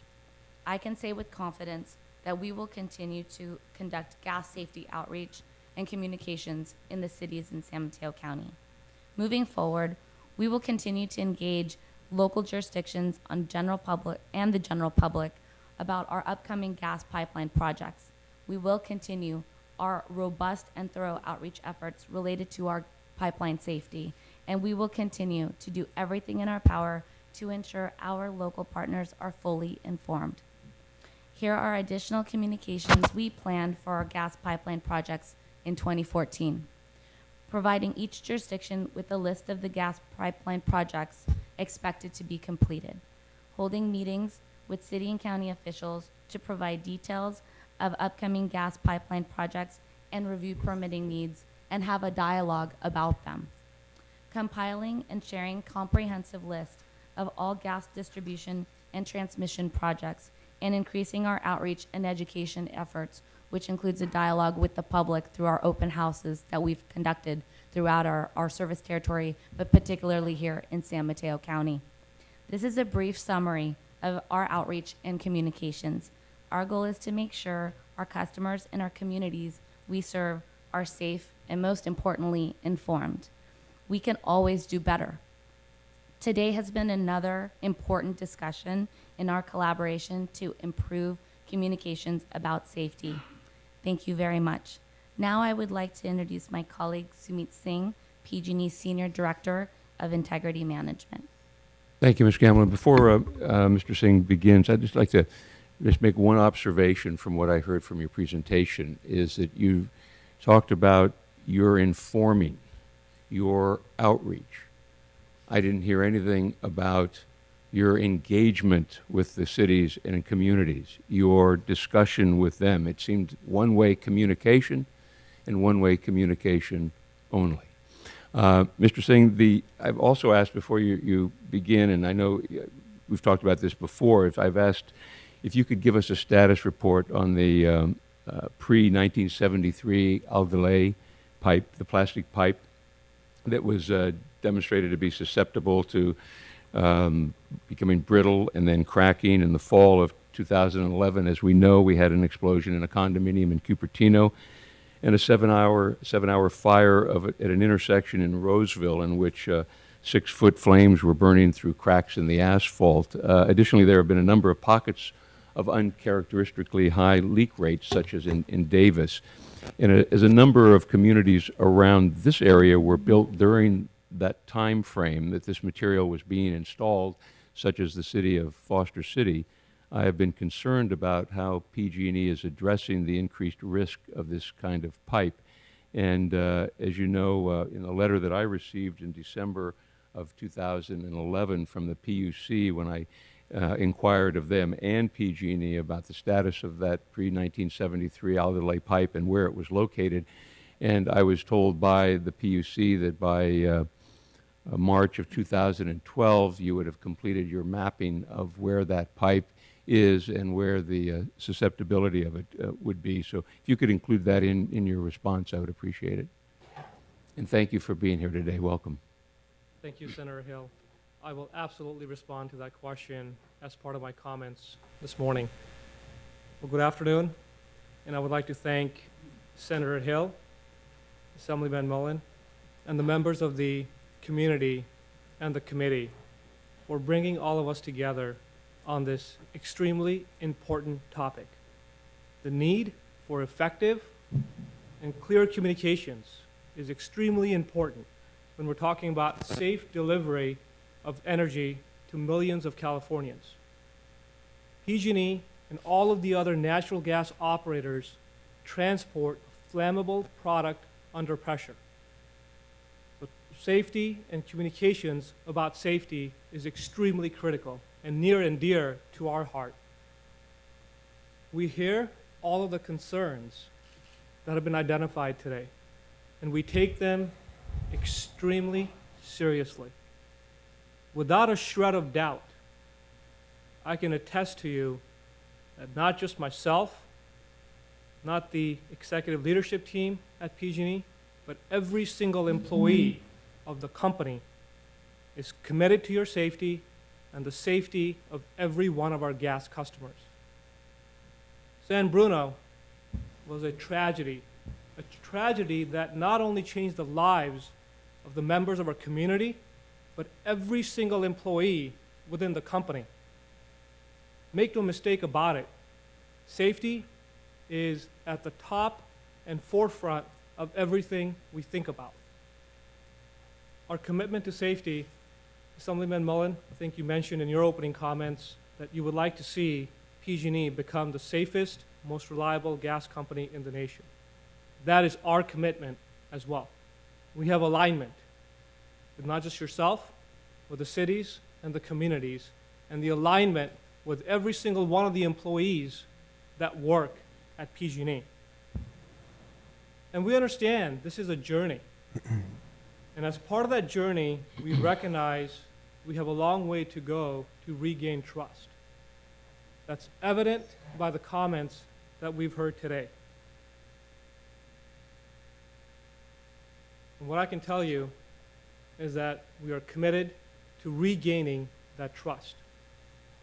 One other aspect I would like to highlight is that on this journey, we are not going to be successful by ourselves. We need the partnership, we need the engagement from our public officials, from our cities, from our communities, and our regulators. There's a few areas I would like to highlight that PG&E has been focused on to enhance the safety of our system. We've heard a lot about records this morning, so I'd like to touch upon the topic of records and what we've specifically done. Over the last several years, we've taken on the task of getting our records in order, as have the other utilities in the country. They have learned from the San Bruno incident. Easy, accessible records are essential to maintaining a safe operating system. Prior to the San Bruno accident, we maintained mostly paper records that resembled a company operating in the 50s. Since then, we have digitized more than 4 million records for 6,750 miles of our transmission pipeline system that have dated back many decades. The 6,750 miles resulted in over 500,000 individual pipeline components that we have assessed, which correspond to more than 3 million data fields that we have assessed to validate the MAOP, or maximum allowable operating pressure, or safe operating margin of our pipelines. Were our records where they should have been prior to the San Bruno accident? And where we would have liked them to be? Absolutely not. But today, I believe we have one of the best pipeline records in the country for a gas system of our size and complexity. Can our records be even better? Absolutely. The reality is, assessing 3 million data fields that are up to 80 years old, we're not perfect. 3 million for 3 million to get perfect accuracy. But we understand and firmly believe that improving records is a continuous improvement process. And we now have a process in place to check and improve our records every time we get an opportunity to do so as we work on our pipeline system. And there are mitigation measures for imperfect or inaccurate records. And strength testing is one of these methods. And I will touch upon that briefly as well. As part of our comprehensive pipeline safety enhancement plan, we have embarked since 2011, right after San Bruno, in fact, on an unprecedented effort with the support of our regulators, the support of our communities, to strength test pipelines that have not been tested previously. We started off with high consequence areas. Senator Hill, you had made a reference to that previously. We have implemented and automated over 100 mainline valves and continue to do so in an effort to further reduce the amount of time it takes for us to isolate a line in the case of an incident, or in case of a leak, or in case of a rupture. These are the commitments we have made to safety. And strength testing is not a technology that PG&E has developed. It is recognized by the National Transportation of Safety Board, that was the lead investigator as part of this San Bruno incident. It's recognized in the federal regulations since the 1970s, and was also recognized by our state regulators since the 1960s. It's the industry's most trusted and reliable safety validation method. And that's exactly what we have embarked on. Another aspect I would like to touch upon is we recently announced and opened up a 42,000 square foot co-located gas control center. There was a comment made in a prior panel about enhancing communications, providing accessibility to our emergency responders. And that's exactly what we've done. We've co-located our dispatch center, our distribution control center, our transmission control center, so that we can enhance that communication with the internal employees across issues, as well as with our stakeholders and emergency responders. Two additional items I would like to touch upon in regards to our focus and commitment to safety. Our gas order response calls that we receive from our customers, we respond to 99% of the calls within 60 minutes, and an average response time of less than 22 minutes, which is top quartile in the industry. And we've made significant strides on that front. We are working with the California State Licensing Board to enforce strict policy for third-party contractors that dig into our lines. And Mr. Hill, and Senator Hill, you've been such a strong driver of this. So thank you for your support, because damage by third party continues to be one of our biggest threats to our systems. Another topic I would like to discuss is a safety culture. And this came up as a discussion in the first panel as well. We encourage our employees and contractors to have a questioning attitude.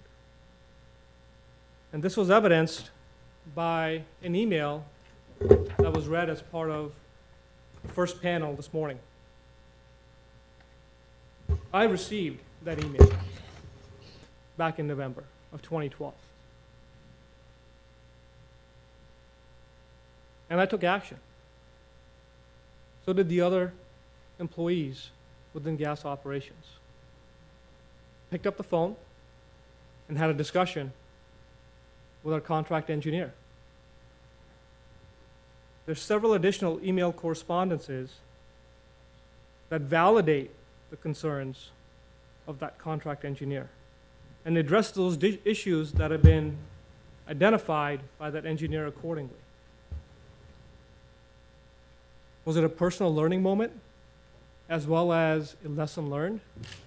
Absolutely. Personal learning moment was, in those situations, having a traceable email response provided in writing to that respective engineer. That was the first personal learning moment for me. The second learning opportunity, through our engagements and communications with the city of San Carlos. We could have done a better job of providing context around that email, the correspondences before the email and after that email. That email, taken by itself, can easily be taken out of context. But when that email is included in a series of communications that have taken place around that topic at that period of time, that is what provides context. And that, to me, is the foundation of effective communications. We are focused on fostering an open, honest, and transparent communication across all levels within our company. And we're going to continue to do that. There's no hidden agenda. We know no other way to operate outside of being open, honest, and transparent. The last aspect I would like to touch upon is the implementation of a safety management system. And in that context, Senator Hill, I will respond to your question specifically in regards to Adelaide Pipe. We have embarked on a comprehensive assessment of identifying, evaluating, prioritizing, and mitigating risks for our gas system, including measuring the effectiveness of that mitigation. An example of a mitigation is what Senator Hill alluded to previously. Through the incidents that we've had and the leaks and the impacts associated with failure of Adelaide Pipe, we have identified and embarked on focusing on Adelaide Pipe and including that as part of our comprehensive pipeline replacement program. Through the assessment, which you alluded to as well, Senator Hill, we've identified less than 900, approximately 900 miles of pre-1973 Adelaide Pipe in our system, a system consisting of 42,000 miles of distribution pipeline. Issues of Adelaide Pipe are well known within the industry. And we hired a private lab to perform an analysis on Adelaide's reliability. And part of the conclusion was that when pipe was installed with the right type of backfill and wasn't disturbed, it could last well into 100 years. By the end of this year, 2013, we will have replaced 75 miles of Adelaide Pipe. which we commenced in 2012. We have plans to replace another 300 miles over the course of the next 3 years. Now, as I alluded to earlier, in terms of identifying, evaluating, prioritizing, and mitigating risks, we look at several different inputs associated with the science that drive the prioritization of when and where to replace those sections of the line. Those include past leak history.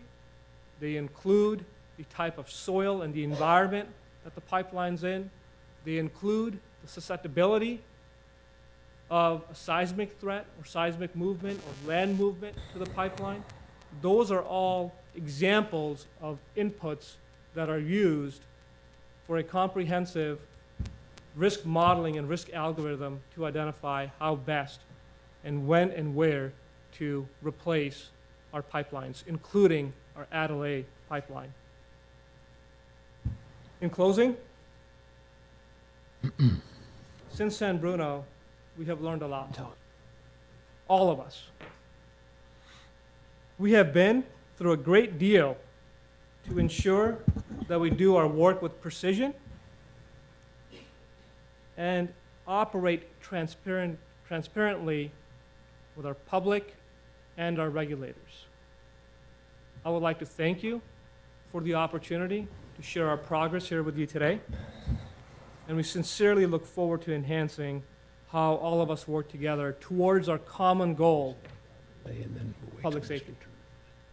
Thank you, Mr. Singh, very much for the presentation. I just wanted to follow up on the Aldale pipe, because I've been kind of following that since the Cupertino condominium fire.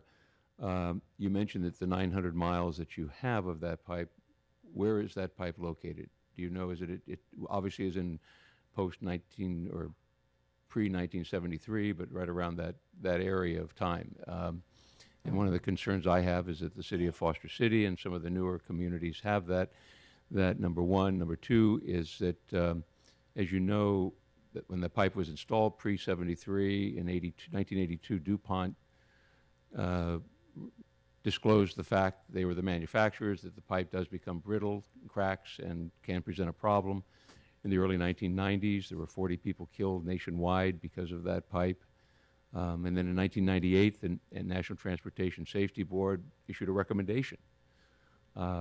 Unfortunately, that, I believe, was ignored by the CPUC as well as PG&E in order to look at that and do something about it. And it took the fire, I think, in Cupertino or some recent things after that from the PUC to look at that. So I'm happy that you're addressing that issue today. But is that, I guess it's the communities I'm concerned with, and then if you've identified those communities, which I'm sure you have and know where they are, have you communicated this information to those communities so that they can better understand and better work with you and prepare with that for whatever develops with the replacement of the pipe?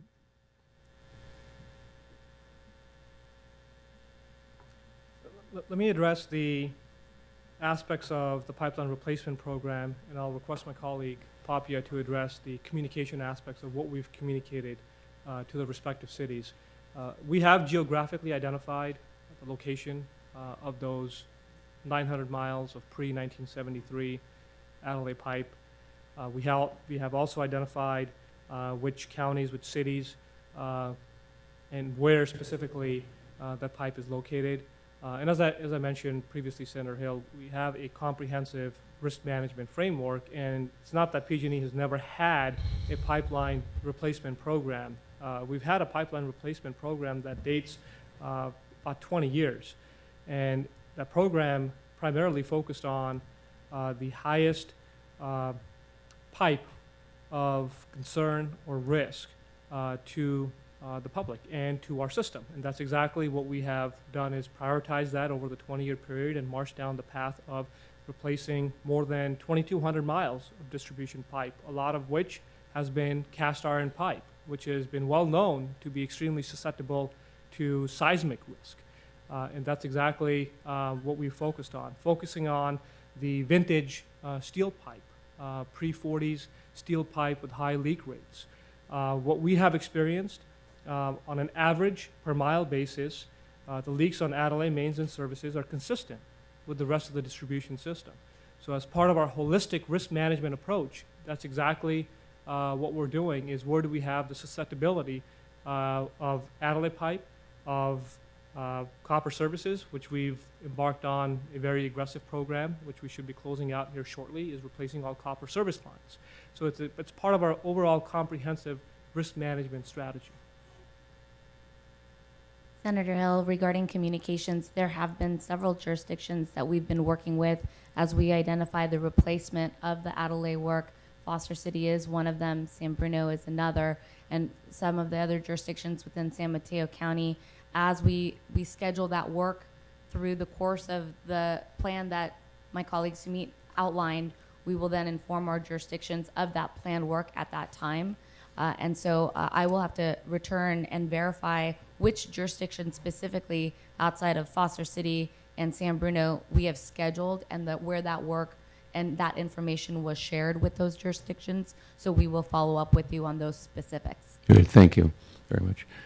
Did you want to?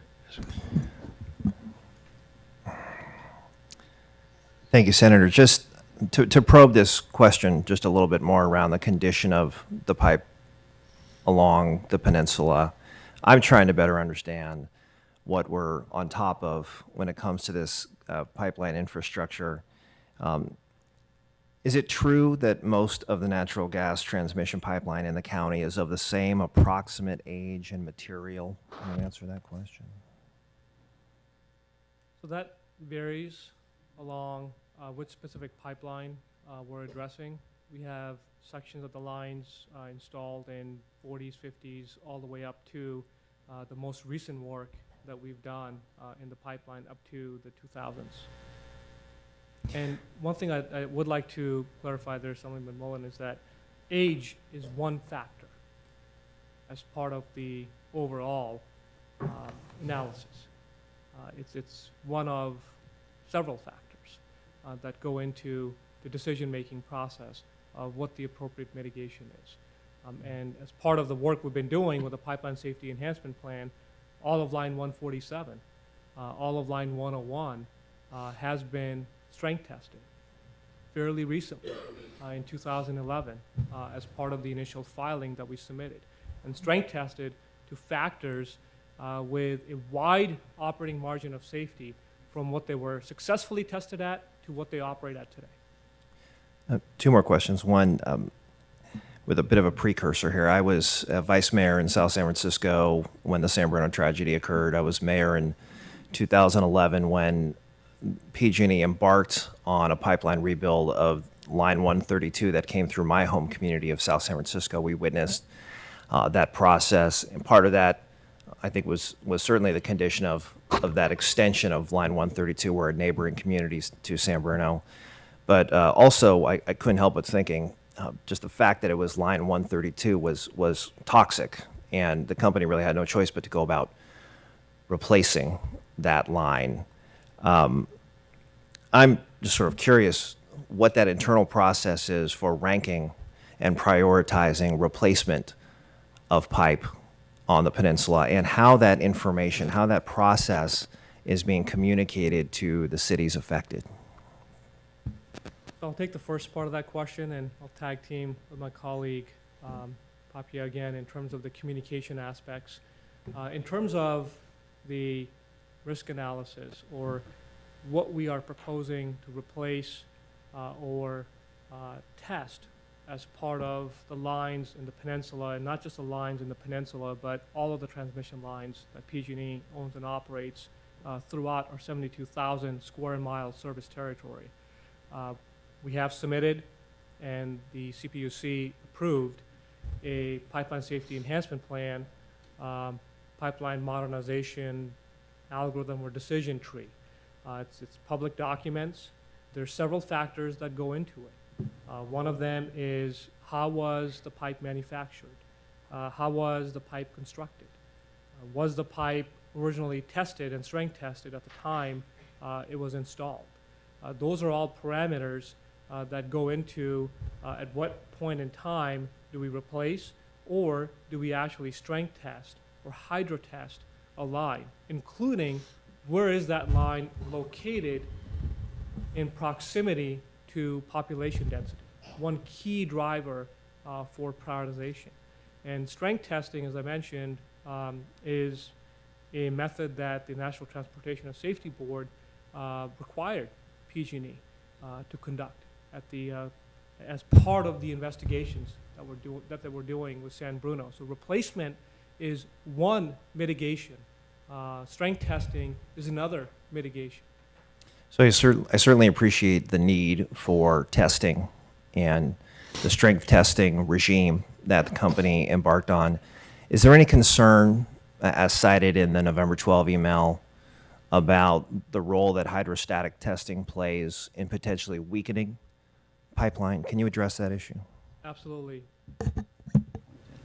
As part of the ongoing public filings and filings we've been making with the Commission, on October 18th of this year, we had Kiefner and Associates, their chief engineer, Mike Rosenfeld, do a fitness for service analysis for line 147. In that analysis, he specifically addresses the science, right science, behind strength testing. And it's not the first time this has been addressed. There's been numerous technical publications by Kiefner, by Mr. Rosenfeld, predecessor to Mr. Rosenfeld, John Kiefner, discussing strength testing and the phenomenon associated with the ratio of the test pressure to what the pipeline is operating at. Specifically, to address one of the points that were brought up in that email.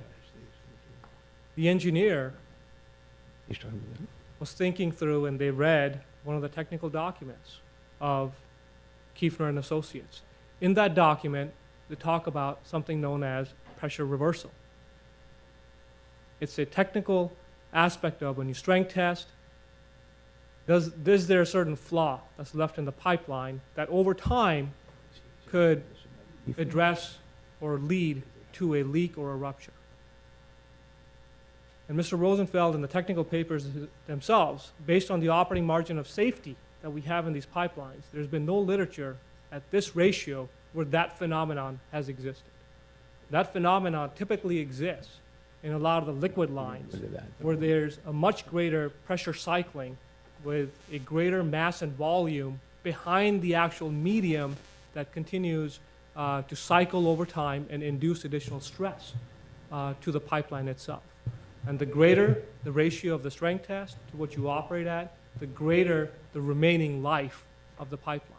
And actually, if you look at the 12-page fitness for purpose document that was made public as part of my filing on October 18th of 2013, Mr. Rosenfeld has quantified the remaining life of line 147 in excess of 500 years. Thank you.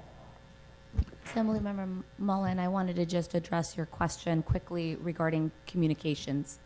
As you can imagine with any one of these projects, whether that's inline inspection, hydro testing, or retrofitting, we end up taking a significant amount of space and impact within any given community. We work very closely with our jurisdictions in describing what the project will include, and that includes those aspects of the project and conditions of our permit for us to operate and conduct the work are usually a dialogue between our jurisdiction in lengthy meetings and site visits ongoing meetings throughout the project scope. We also conduct community meetings in the form of open houses. This includes subject matter experts that attend these meetings so that members of the community and general public are allowed to ask questions and engage in a personalized way with our experts to learn more about the project scope and what that impact will look like during that duration of time.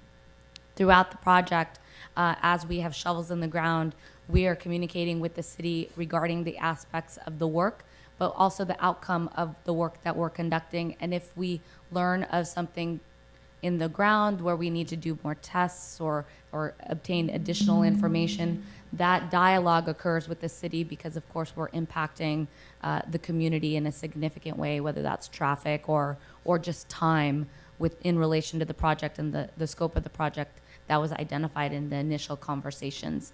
So that's an ongoing dialogue that is conducted, and that's conducted primarily by the local government relations team in partnership with our subject matter experts.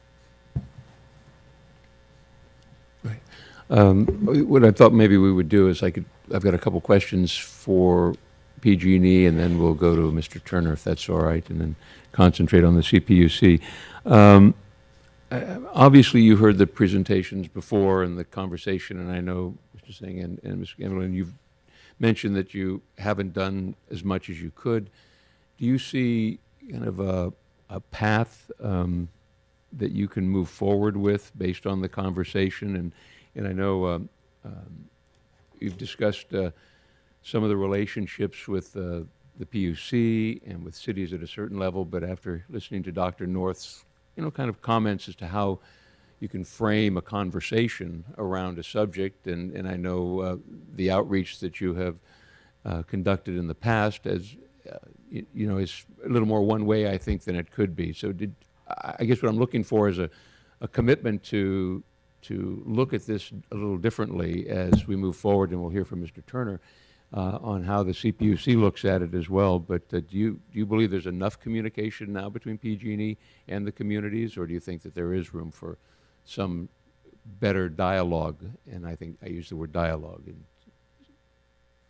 I believe we can always improve on our communications, and we have absolutely, you have, and the communities we serve, 100% of our commitment to working through how we can improve this dialogue, ensure that the information that the communities need, our general public needs, our customers need, are provided to everyone, and that it is a discussion that is imperative to us. It's a sincere commitment from all of us to ensure that continues and that we grow this to meet the needs.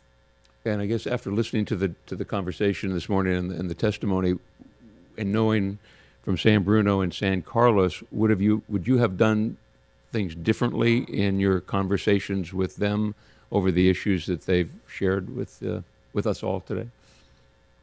There are lots of lessons learned. I believe that we would absolutely have engaged both communities differently, and I'm glad to say that we have a good working relationship with both. We evolve the conversation as we learn from one another.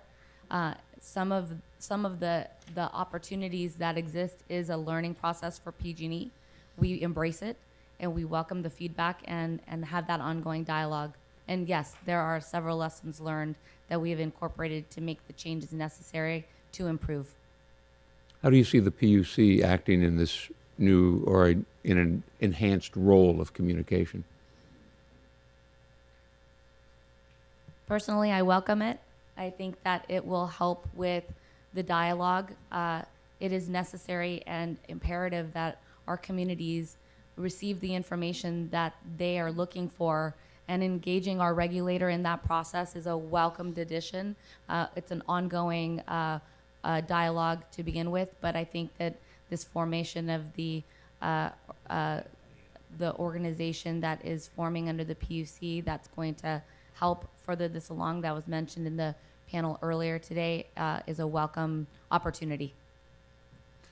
Had, I guess the surprise that when we looked at the San Carlos kind of communication tree, I guess, that we saw for the last couple of weeks, when the issue was raised over, obviously, the credibility and the integrity of the line and whether to turn the gas back on or to allow for that gas to flow freely again, the question came of an independent evaluation.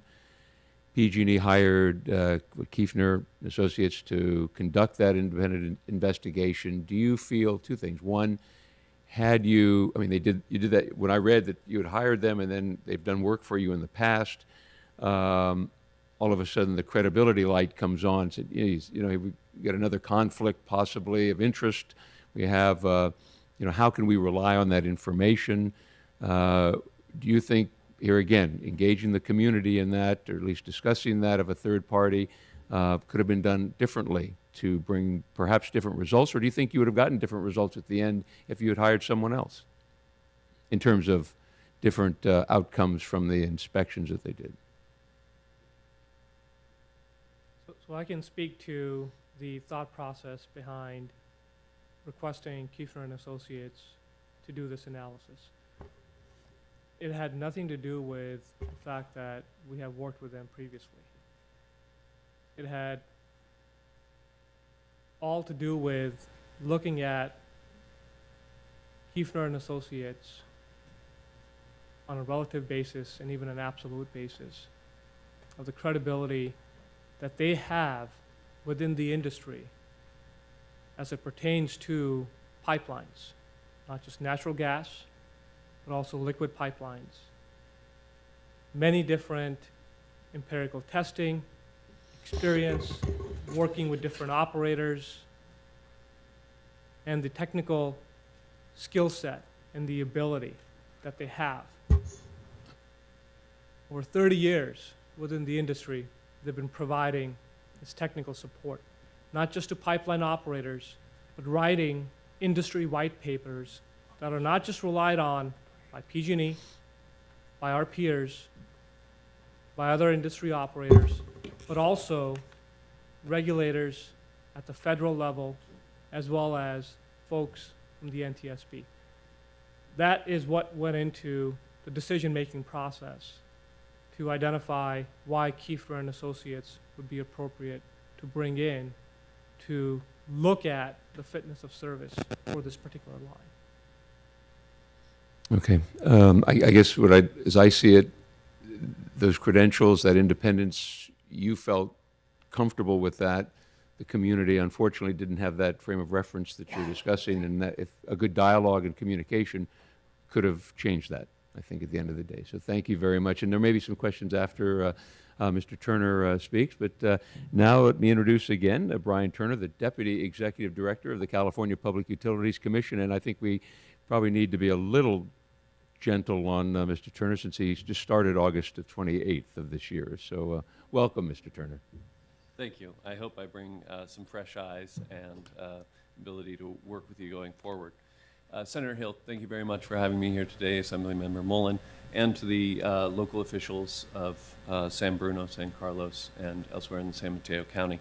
Thank you for the opportunity to be here today. Thank you for the opportunity to hear your concerns and to work with you on better communication around safety issues. It is one of the most critical issues, not just to ensuring safety for the energy utilities in California, but making sure that residents and our local communities feel safe and understand safety. The concerns raised by San Carlos and their experience in seeking answers from PG&E and from the PUC has been a great learning experience, not just for me, but for the PUC as well, to better understand the needs of cities and local communities. We're drawing lessons for how we enforce the outreach and response requirements on the utilities, PG&E, as well as our own organization and processes and personnel, and our ability to assist communities in reaching a resolution of their concerns. First, I want to say I think there's an important distinction to make when we discuss safety communication between proactive engagement with communities and responsive engagement. I think we all recognize that proactive engagement is the gold standard and the foundation of everything that we do to try to bring communities and residents into the process and understand the issues before any concerns arise. But responsive engagement is just as critical, and that may be where the issue that we're dealing with today really arises. What happens when a concern is brought up by individuals or by a community? How does the utility respond? And how can the CPUC better respond to ensure that the utility is answering the questions of the communities? And with that, I want to make the distinction and emphasize the utilities that operate, for-profit companies operating our energy utilities in California, are responsible for ensuring that those utilities are safe and that they're communicating the safety of those utilities to residents. The CPUC's role is in ensuring that that is what they are doing. We establish the standards to define what is safety in California and ensure that they're meeting those. We enforce that those standards are being met, and we hold them accountable when there's any lapse in achieving those standards. Much of this is done through the formal commission processes, and as has been mentioned today, we do use in many ways a judicial-like process. We make rulemakings and adjudicatory proceedings that use a adversarial legal framework.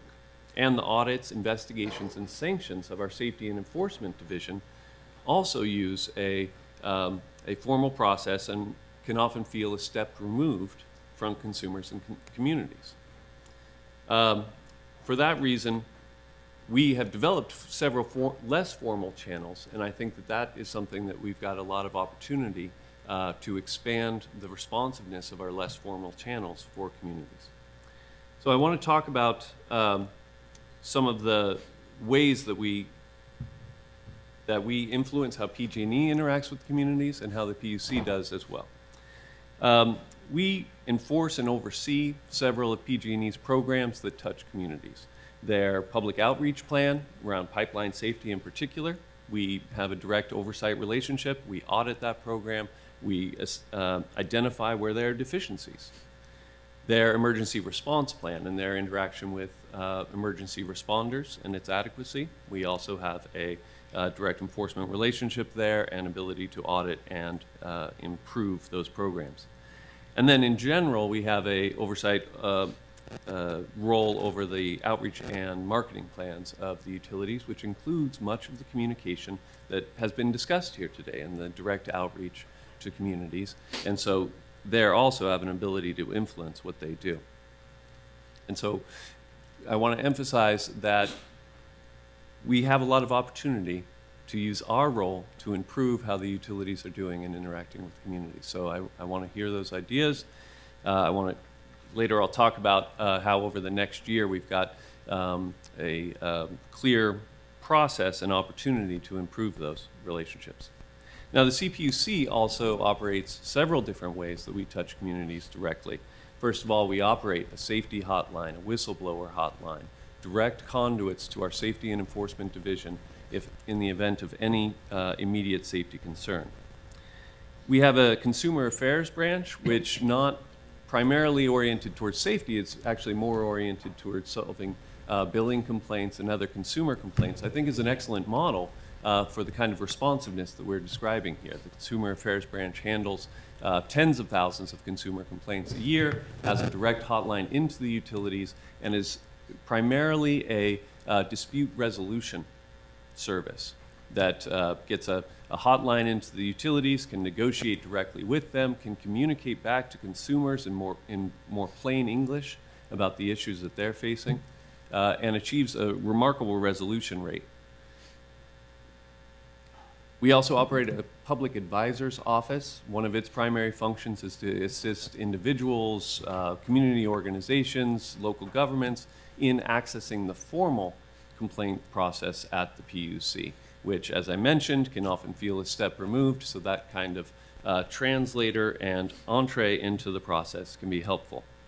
Lastly, I do want to mention the Business and Community Outreach Office.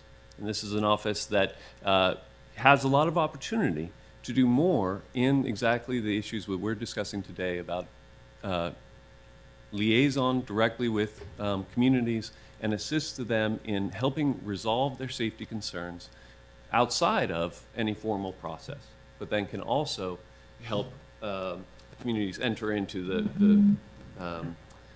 the Commission's formal process. And I think the San Carlos example is a very good one for us to illustrate what potential we have. Now, when the current concerns from San Carlos were initially raised to the PUC, it was unfortunately about 2:30 p.m. on a Friday afternoon, and City Manager Malpe was convening the City Council that evening to declare the state of emergency and bring a motion to the court for an injunction. At that time, there wasn't an opportunity for us to get involved. But from the moment that someone picked up the phone and contacted us, we did mobilize the best of our resources to respond to that. The first thing we did is to check with our Safety and Enforcement Division, have them look directly into any immediate safety concerns. We asked PG&E to tell us what was necessary to shut in the line and provide us with information that we would also share with the city regarding what had been done to establish the safety of the line, including responses to the questions raised in the email that we heard earlier. I met with City Manager Malpe, the mayor, the vice mayor, police chief, fire chief, et cetera, all first thing Monday morning. We discussed the options that were available through the PUC to help resolve their concerns. By Monday evening, we had a plan of action, a 3-point plan basically, where our Safety and Enforcement Division ordered the line to remain shut in while we conducted a staff investigation of any of the immediate safety concerns that could be raised by the engineer's questions. The administrative law judge in charge of the open proceeding ordered PG&E to present a new certification of the line, that is presenting all of PG&E's information about why the line was safe. And then we invited the city to participate in that proceeding and provided them some resources to get them started in that more comprehensive process, looking at the issue of records, the validity of PG&E's records and the safety concerns it raised. Now that investigation is still ongoing. I believe we're expecting results November 12th. I believe they are talking to the engineer in question and otherwise conducting a very thorough investigation to get at that information. So we didn't do everything perfectly. And I wish we had started earlier, and I wish we had had more contact with the city on an ongoing basis to be aware of those concerns when they were first raised. But I do want to emphasize from the start of when we were aware of those, we had a good ability to interact in an informal way to try to resolve their concerns as best we can, and to make the utilities present the information that they had in the most accessible way possible. But I think that there's much more that we can do. Over the next year, we'll be taking on a project called the Safety Integration Program. It involves several components, including integrated safety management plans for the utilities and the commission, which has been mentioned today, using zero-based budgeting to reorient commission activities towards safety outcomes, integrating safety considerations into each stage of commission proceedings. But also we have the opportunity to consider exactly this community communications issue. And I think integrating some of the points raised by Dr. North and the communities we've heard from today to have a more interactive analytic discussion around safety issues before they arise, and especially when a concern exists, to address it aggressively in that way. So I welcome both your, Senator Hill, Assemblymember Mullen, and other members of the community in getting involved in that process. Thank you, Mr. Turner. And you have been successful. I think the PUC, and I know you've done the water branch of Office of Ratepayer Advocates, participates in town hall meetings. So your outreach and communication in some areas have been, I think, have been successful over time. And I think you're correct in the business development branch and what they can do, because that could be an opportunity to have them be the lead of the PUC in creating that conversation, because the concern that I hear often is, and in the press, that the PUC is unconcerned, and criticism from people or just kind of rolls off their back, and they just move on to something else and not interested. So I think this is encouraging. I guess what I would like to do is just kind of look at what you look at as the next steps, how we can now move and maybe get a plan of engagement. And here again, not just for the cities that we're talking about today, but something that you could roll out statewide so that the cities in other utility areas can benefit from what we've learned today and what we can do in the future. So I guess as I see it, to develop a relationship with cities would be the first kind of communication, and then act as that, I don't want to say ombudsperson, but that's pretty much what you do all the time in many roles as well. You could play that role and it's kind of that go-between, so that the cities can feel, and once they start building confidence and trust in the PUC, that would be, I think, a logical place to go. Do you see a next step in that, where we could begin in the short term of starting that relationship and how to develop that plan? Definitely. I think we'd like to do it today. I myself am available. The Brigadier General Hagan of the Safety and Enforcement Division is available, and our Business and Community Outreach Office. All would be, we'll take those phone calls today and we'll chase down those answers. I think going forward, I think we need to formalize that and make sure that it is publicized so that cities are developing an ongoing relationship and they're aware of that one number to call and that one office that is accessible to them. I see it as a several stage process because we do need to put the onus on the utilities to be answering the questions. They have the most information, they've got the most experts.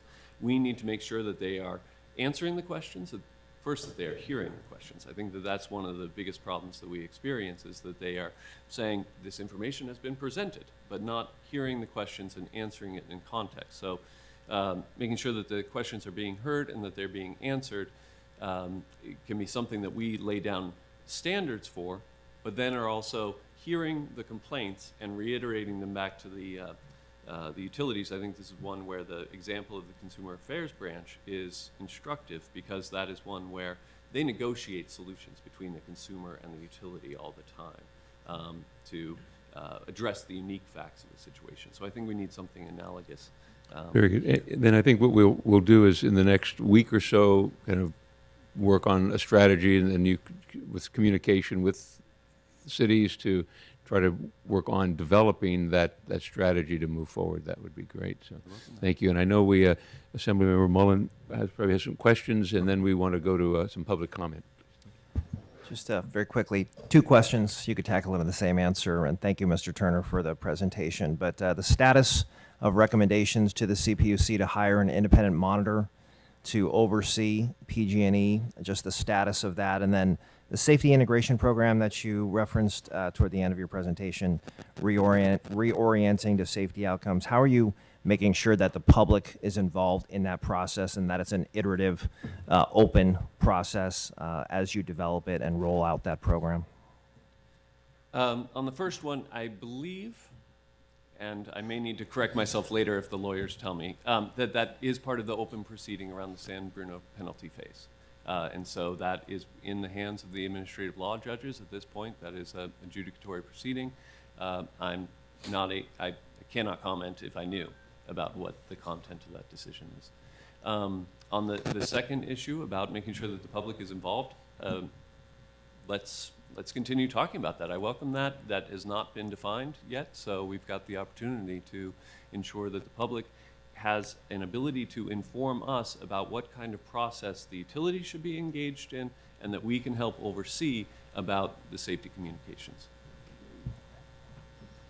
Great. Thank you, Assemblymember Mullen. Thank you, Mr. Turner, Ms. Gamblin, Mr. Singh. I appreciate your comments today and your input, and I think we can move forward on this part with I think some suggestions, and we will certainly be working with Mr. Turner to make sure that communication, and that there's a plan and a process and a procedure and a protocol in place to bridge that gap and get clear communication and clear interaction and the iterative process that we talked about. So thank you very much. We'll now go to public comment, and I know that, if I could just by a show of hands, how many people in the room would like to speak? So we've got maybe a dozen here, and I know there are a number outside. Do we know about how many? Less than half a dozen. Less than half a dozen. Okay, so maybe if you would come up and we could stand in. What I'd like to do, if possible, if we can keep the comments under 2 minutes, if that is at all possible, because we were supposed to conclude at 1 and it's 1:25 now.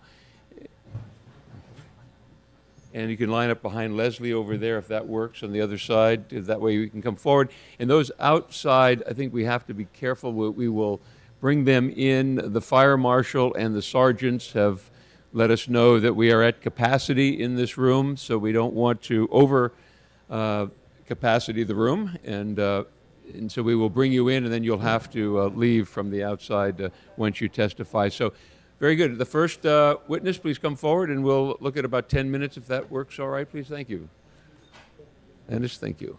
Good afternoon, Senator Hill, Assemblyman. Good afternoon. Thank you very much for coming. I'm Landis Martela, business representative with the International Brotherhood of Electrical Workers, local union. Maybe move the microphone a little closer there so everyone can hear you. 1245, is that better? That's a little better. You're too tall. That's the problem. I'll put it up a little. All right, thank you. We represent utility workers in the state of California and Nevada, over 20,000, and we represent the gas workers at Pacific Gas and Electric.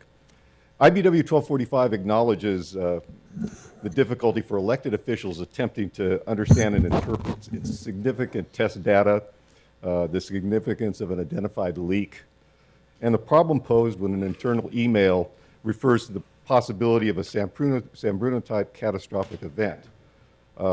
We all support open communication, but there's a problem when a single statement by one individual to an internal audience of pipeline engineers is communicated to an external audience, where this statement becomes possibly the basis for pretty dramatic judicial action.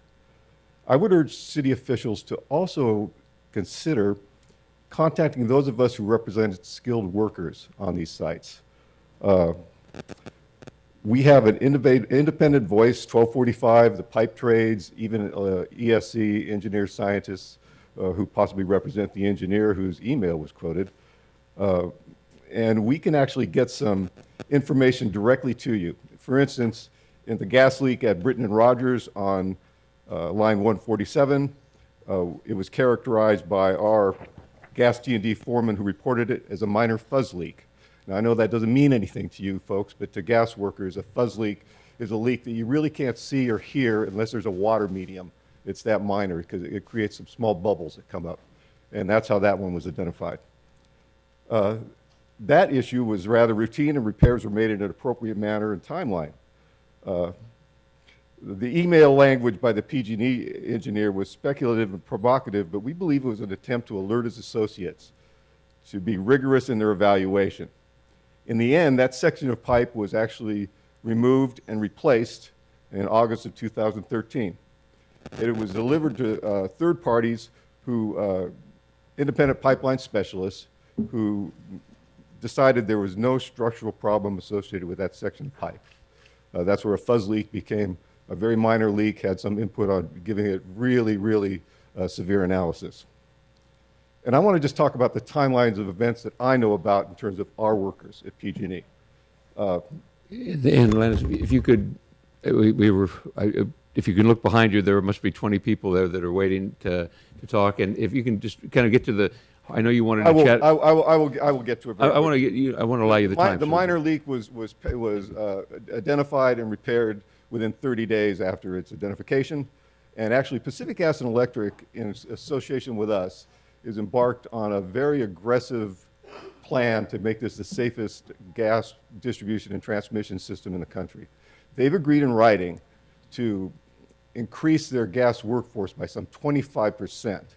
That is a rather astounding number for us. It's a contractual item, it's agreed to, it's going to happen. It's 400 new employees a year in the gas department, and we're going to reach that level, we hope, within 3 or 4 years. So a 25% increase in the amount of gas workers out there inspecting, identifying, and repairing lines that may be deficient.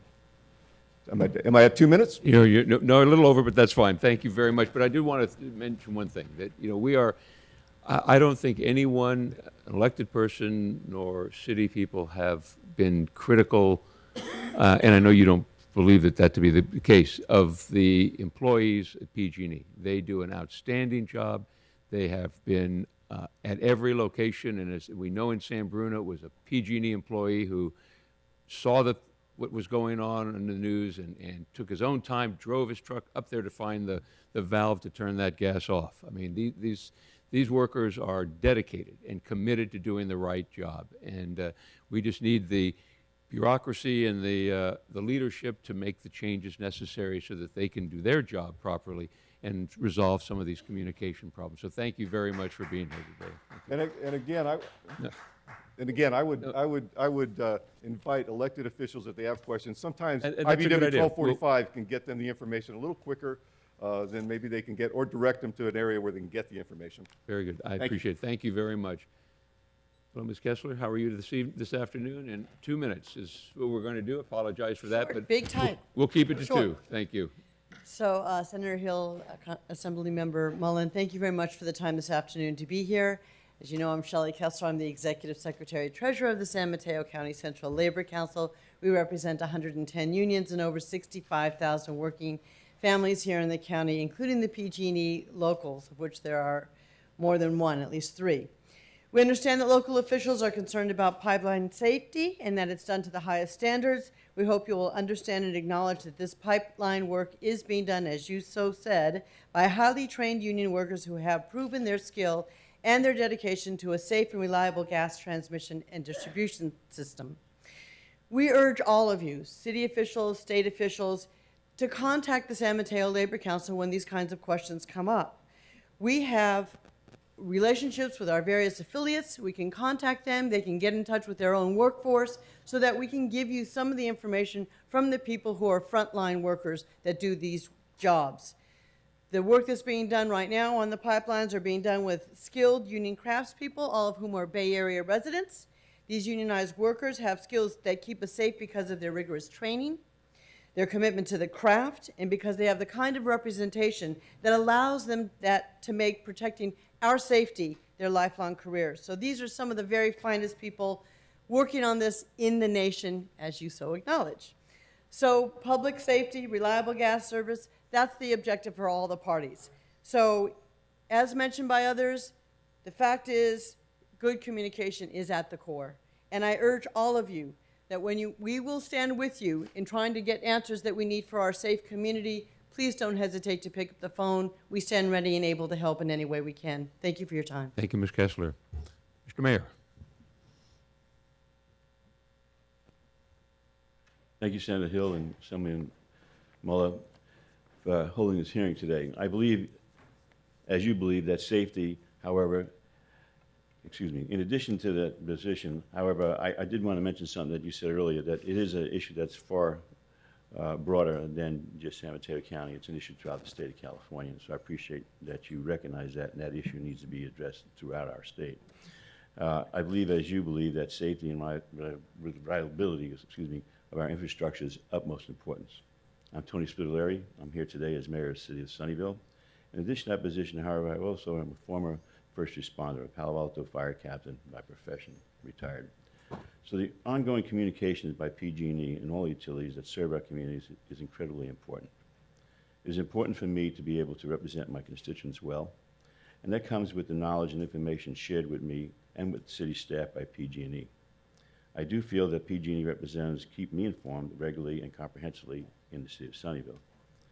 Equally important is that when Sunnyvale staff or I have detailed questions and data requests, we trusted the government relations team to chaperone that request internally at PG&E and get us the best information.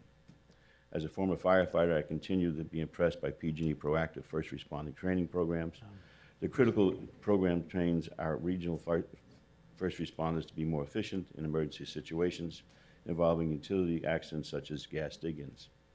This partnership and information sharing with public and safety agencies is invaluable. I do very much appreciate everything that you do as our state senator to hold PG&E accountable and keep our community safe. So I'll keep it short and brief, and thank you again for this hearing and allow me to speak. Thank you, Mr. Mayor. Good afternoon. Thank you, Senator Hill and Assemblyman Mullen. My name is Will Hardy. I'm a longtime resident of the peninsula. Most of my life has been, professional life has been East Bay. At this moment, I'm the president and CEO of the Oakland African American Chamber of Commerce. I'm also a member of the Alameda County Taxpayers Association. But I have a personal life here. My son went to Sarah and go to church here, and my life is really in the peninsula. My other former life, I was also the public affairs director in East Bay for Pacific Gas and Electric Company. And I want to bring an experience to you. I mean, I've been seeing all this go down, as one would say, and I haven't really been happy with how this thing has turned out in terms of what's going on and obviously what happened in what's going on in here in San Carlos, and also an unfortunate thing in San Bruno. But my concern here, as a professional in the field, retired of course, but professional in the field, is that we have a way to really increase the partnership with PG&E. Also, the increase the two-way communication I keep hearing. And I also hear about trust. And to me, a lot of this is about trust. And I want to add to that, what do you do about the long-term relationship that I think the company needs with the community? And one of the, and it's like the old dinosaur, I don't want to be too much of a dinosaur, but one of the mechanisms that we have is a community advisory panel or group, which is chosen by the electeds, by the community, whoever. But that community organization, those stakeholders, we have a two-way communication with the community, with PG&E, with all of the components that you are dealing with today. It'll establish the CPUC can be part of that, and we do this in the East Bay today to great success, I might add. We begin, it doesn't happen overnight, but we begin the process for a communication and we begin to trust. Right now, it looks like it ain't there. We need to start. And, you know, if we have enough of us to begin that process, I think a lot of this can be ameliorated. Thank you. Thank you very much for your comments today. Next witness, please. And Mr. Cardenas has two cards down here, a blue one and a red one. When you see the blue one, it's time to kind of close it down, and the red one is you're finished, if you can. So thank you. I'm colorblind, so don't All worry right, about then you it. don't have to worry. If you could work with me, that'd be all right, though. Thank you. Senator, how are you doing today? Mr. Mullen, I'm James Bryan from JBR Partners. I come here today to give you some follow-up, primarily because you have on here improving safety communications among cities, utilities, and the California Public Utilities Commission. Now, I've been involved in a project in San Francisco at the Hunters Point Power Plant. At one point, the Hunters Point Power Plant in 2006 was fully operating. It is now fully dismantled, and it has some mechanisms that worked with a community that wasn't always in communications with PG&E or any of the other utilities. We put together, as Mr. Hardy said, an advisory group. That advisory group has made that power plant project go as though you never heard of it. In 1998, Willie Brown was giving you the speeches about we're going to shut this power plant down, we're going to do this, we're going to do that. It is now 2013. You haven't heard anything about it. Why? Because of the community. Why? Because of government. We've had the mayors there. We've had the supervisors, the board of supervisors there. But most of all, well, we had the contractors there. We had the unions there. But most of all, we had the community there. And I hear a lot of the folks from the from government, and they say, you know, we're upset because there's this lack of communications. Well, communications is a result of two. It takes two, right? And that two includes the party that it most affects. Who are they? The community. The community. Are those folks that passed in San Bruno, those folks that could have had a problem in just recently? What I'm trying to tell you is I want to make this clear. I would like you to go on PG&E's website, take a look at the Hunters Point project, look at all the participation work, look at all the community work, and anyone who says that they don't know about it, it's right there. And I suggest that we use that, you know, as a prelude to helping us come together. Thank you very much. You're We'll welcome, do that. sir. Appreciate the testimony. My pleasure. Good afternoon. Good afternoon. Thank you, Senator Hill and Assemblymember Mullen. My name is Deborah Tavy, and I am the President CEO of the Fairfield Sassoon Chamber of Commerce in Solano County. I had the pleasure of working with PG&E and the government relations staff regarding the Line 2010A gas pipeline project in Fairfield. As you know, these projects can be disruptive, especially to businesses when work occurs during the day. PG&E conducted comprehensive and important outreach to our community through the chamber. All of the businesses that were impacted, whether you were a chamber member or not, definitely had the information they needed to conduct business and the information they needed as to what was going on with PG&E during that project. PG&E, my experience with working with PG&E is they're an amazing partner with our community. They are engaged, they are informative, and they continue to be an important part of the community and an important part of the chamber. Thank you. Thank you for your testimony. Appreciate it. Good afternoon. Welcome. Thank you, Senator Hill, Assemblymember Mullen. My name is Rob Fong. I come to you from the city of Sacramento, where from 2004 through 2012, I served as a city council member, also as vice mayor, and of your adopted second home. Yes, it is. And just wanted to let you know that there is reason for encouragement and hope. And also to my, I guess, almost colleagues from the local government here. By the way, you have a beautiful city. I can tell you that from my experience working with government affairs representatives from PG&E in Sacramento, whenever we had road work, pipe work that was being done, they were very good about reaching out to us and not only letting us know on a face-to-face basis what was happening. They would go to community meetings with us if we wanted that to happen. They also made their technical people available to us if we needed that as well.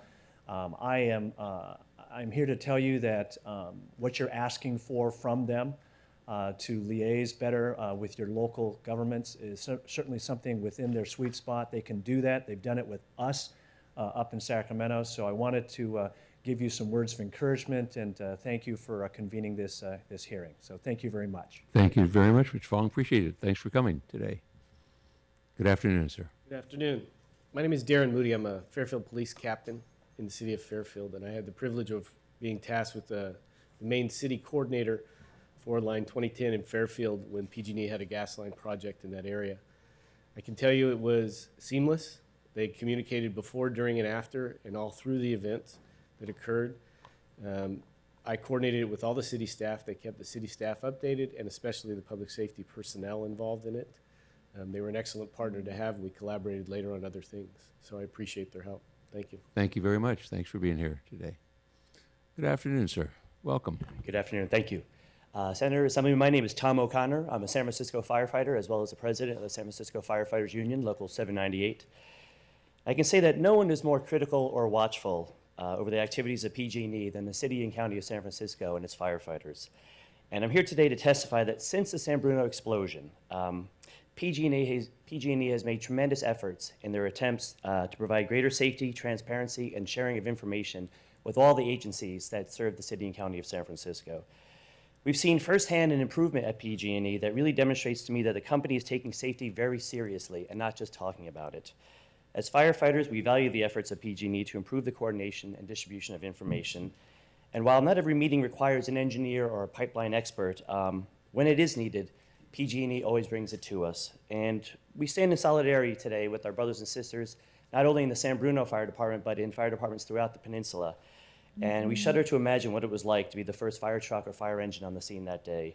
But let's support the progress at PG&E and provide constructive feedback about what they still need to do better. Thank you. Thank you, Mr. O'Connor. Appreciate it.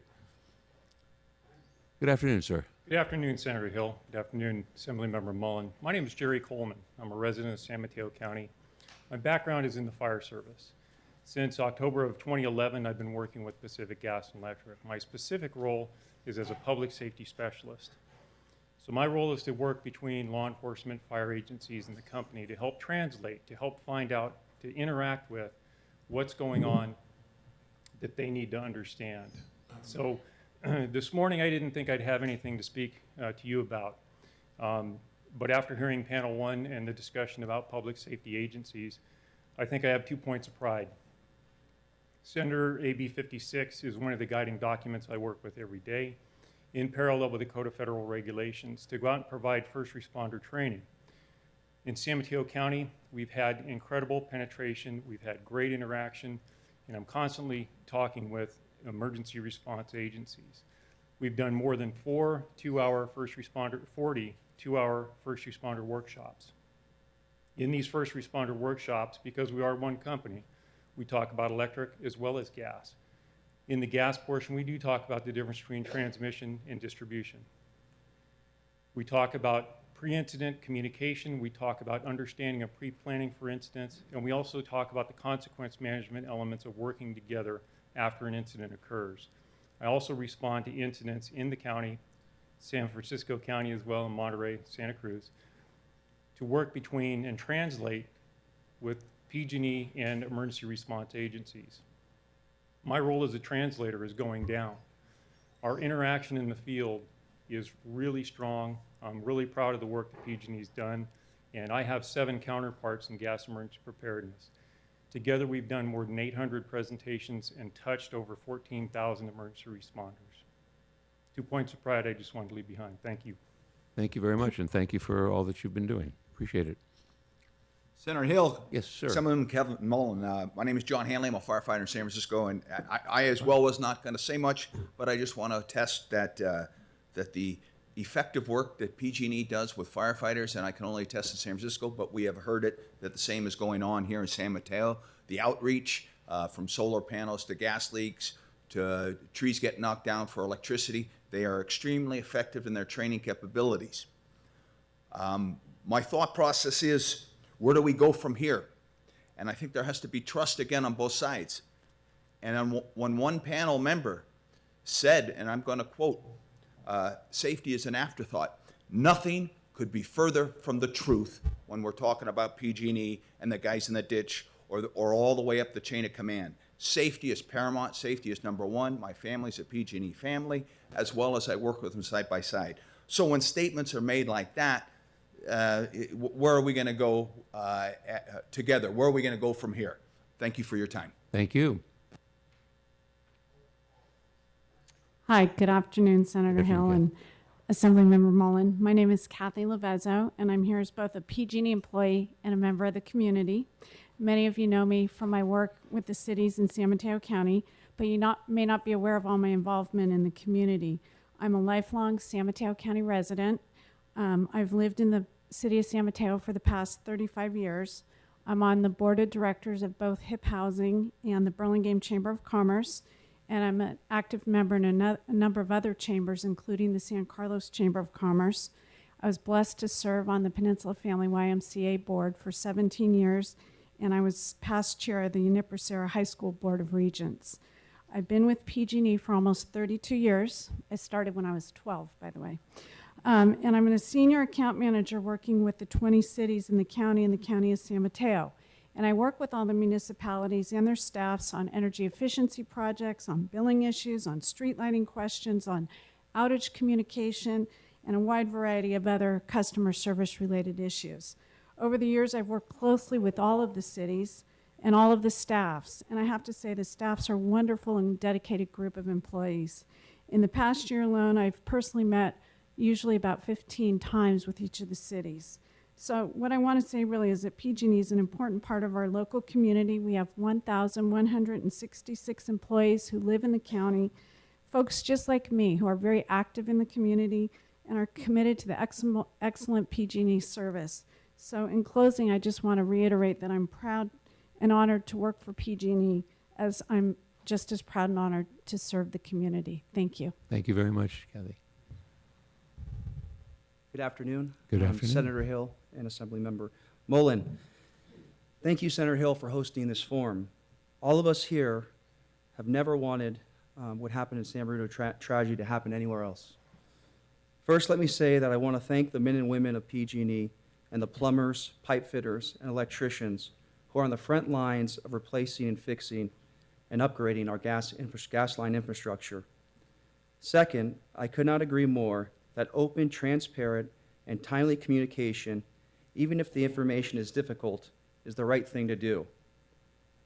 My personal experiences with PG&E have all been very helpful and informative. I firmly believe that PG&E has worked extremely hard to make sure our cities have timely and accurate information. An example of this can be seen as I am a member of CCAG, the City County Association of Governments, where we are provided a monthly report and the ability to ask questions of PG&E. CCAG is comprised of all cities in San Mateo County. If PG&E can improve their communications processes, then I urge them to do so. At the same time, I too will work with my city to make sure we are open, transparent, and timely with information that will help the public and our city be safer and sleep easier knowing we're all working together towards a common goal. Thank you very much. Thank you. Next speaker, please. Good afternoon. Good afternoon, Senator Hill, Assemblyman Mullen. My name is Alex Palanzas, and I represent the San Mateo County Hispanic Chamber of Commerce. Our goal is to promote business and economic development throughout our county of San Mateo. In this effort, we have an over 7-year-long relationship with PG&E. They're always willing to get involved in our events and provide their knowledge. Throughout this time, we received numerous emails on a variety of issues with a lot of information ranging from pipeline safety and safety of ongoing projects. We shared them with our members. There was an open and continuous line of communication by them, and we found it very instructive, and we must say that we really appreciate it. Thank you very much. Thank you, sir. Good afternoon. Good afternoon. Honorable Chairman Hill and Assemblymember Mullen, thank you for allowing me the opportunity to speak today. Thank you to the City of San Carlos for hosting this hearing. This is a beautiful location, and it's a very warm and welcoming City Hall. My name is Jackie Flynn. I'm the Executive Director of the A. Philip Randolph Institute San Francisco. At APRI, we serve families in San Francisco, particularly in the Bayview Hunters Point community, and we had a long-time community partnership with PG&E. For over 10 years, together, we've invested in community outreach, resident engagement, educational programs, and supporting workforce development efforts. PG&E has created real employment opportunities for Bayview residents and small businesses. Through our partnership, along with labor union support, we've employed hundreds of residents in local jobs that sustain San Francisco families. Safety has been a top priority in developing education and training our local construction trades workforce. Bayview Hunters Point is a thriving, culturally diverse community that seeks to grow from historic adversities that have challenged our families and neighborhoods. PG&E has cultivated a model relationship between a corporation and a community that impacts families in thoughtful, creative, and effective ways. The A. Philip Randolph Institute hosts the community advisory committee meetings regarding the demolition and subsequent remediation of the Hunters Point power plant site. And PG&E has not only communicated through information, through informative meetings, educational site tours, community events, training resources, but they've also provided resources and created opportunities to engage young adults from communities through internship opportunities. They reach far beyond being a utility, including a social mission to serve. This would not be possible without effective two-way communication between PG&E and our residents, community leaders, organizations, government agencies, and our policymakers. Our program includes a public hotline with a 24-hour response time to residents. PG&E has been exemplary in our community. There's a plethora of opportunities to work together. I encourage community leaders and policymakers to empower residents and continue with effective two-way communication with the PG&E team members for safer and stronger communities. Thank you. Thank you. Madam Mayor, good afternoon. Good afternoon, Senator Hill and Assemblymember Mullen. My name is Alicia Aguirre. I'm the mayor of the city of Redwood City. I want to thank you for bringing these issues in this forum to our district and to this county, because we know that even though we're talking about two cities, these lines don't stop from one city to the next. And I know that line 147 is even part of Redwood City. But I want to give you a little bit of experience of what we have in Redwood City. If you know, we are really busting at the seams downtown. We are rebuilding. We are actually, we're bringing about 2,500 units downtown. And we have had great communication with PG&E. We've brought them in and made sure that all of the work that we're going to be doing fits in that. And we've had open communication both ways. In fact, our development people, our staff, and our city manager have all agreed that with our experience in our city, I know it's a little bit different for every city, it's been positive, and we hope that it continues to be positive and that it works throughout that way for many of the cities on the Bay Area. Thank you. Thank you, Madam Mayor. Good afternoon, sir. Welcome. Good afternoon. Good afternoon, everybody. I'm Lamar Thorpe. I'm a resident of the city of Antioch, which is one of the oldest cities in California. And I serve on the Economic Development Commission there. And of course, one of your colleagues, Senator Mark DeSaulnier, is our state senator. I just wanted to come by and let you know that in Antioch, we have a pretty good relationship with PG&E, open two-way communication. We've been very pleased with their efforts in informing the community and keeping us abreast of the safety upgrades, and certainly, let me backtrack. We're also home to the Gateway. I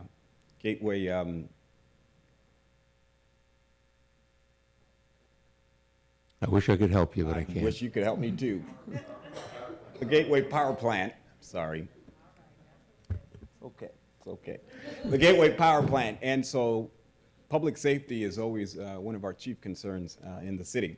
Most recently, our mayor, Wade Harper, our school board president, Joy Motz, various members of the city council wrote letters in support of PG&E in articulating the open two-way communication we have, the safety infrastructure projects that they've had out there. I don't know how many meetings I've sat at where PG&E has reassured me and public officials out there that we're safe as a community, and that a tragedy like in San Bruno doesn't happen in Antioch. And I take that to heart.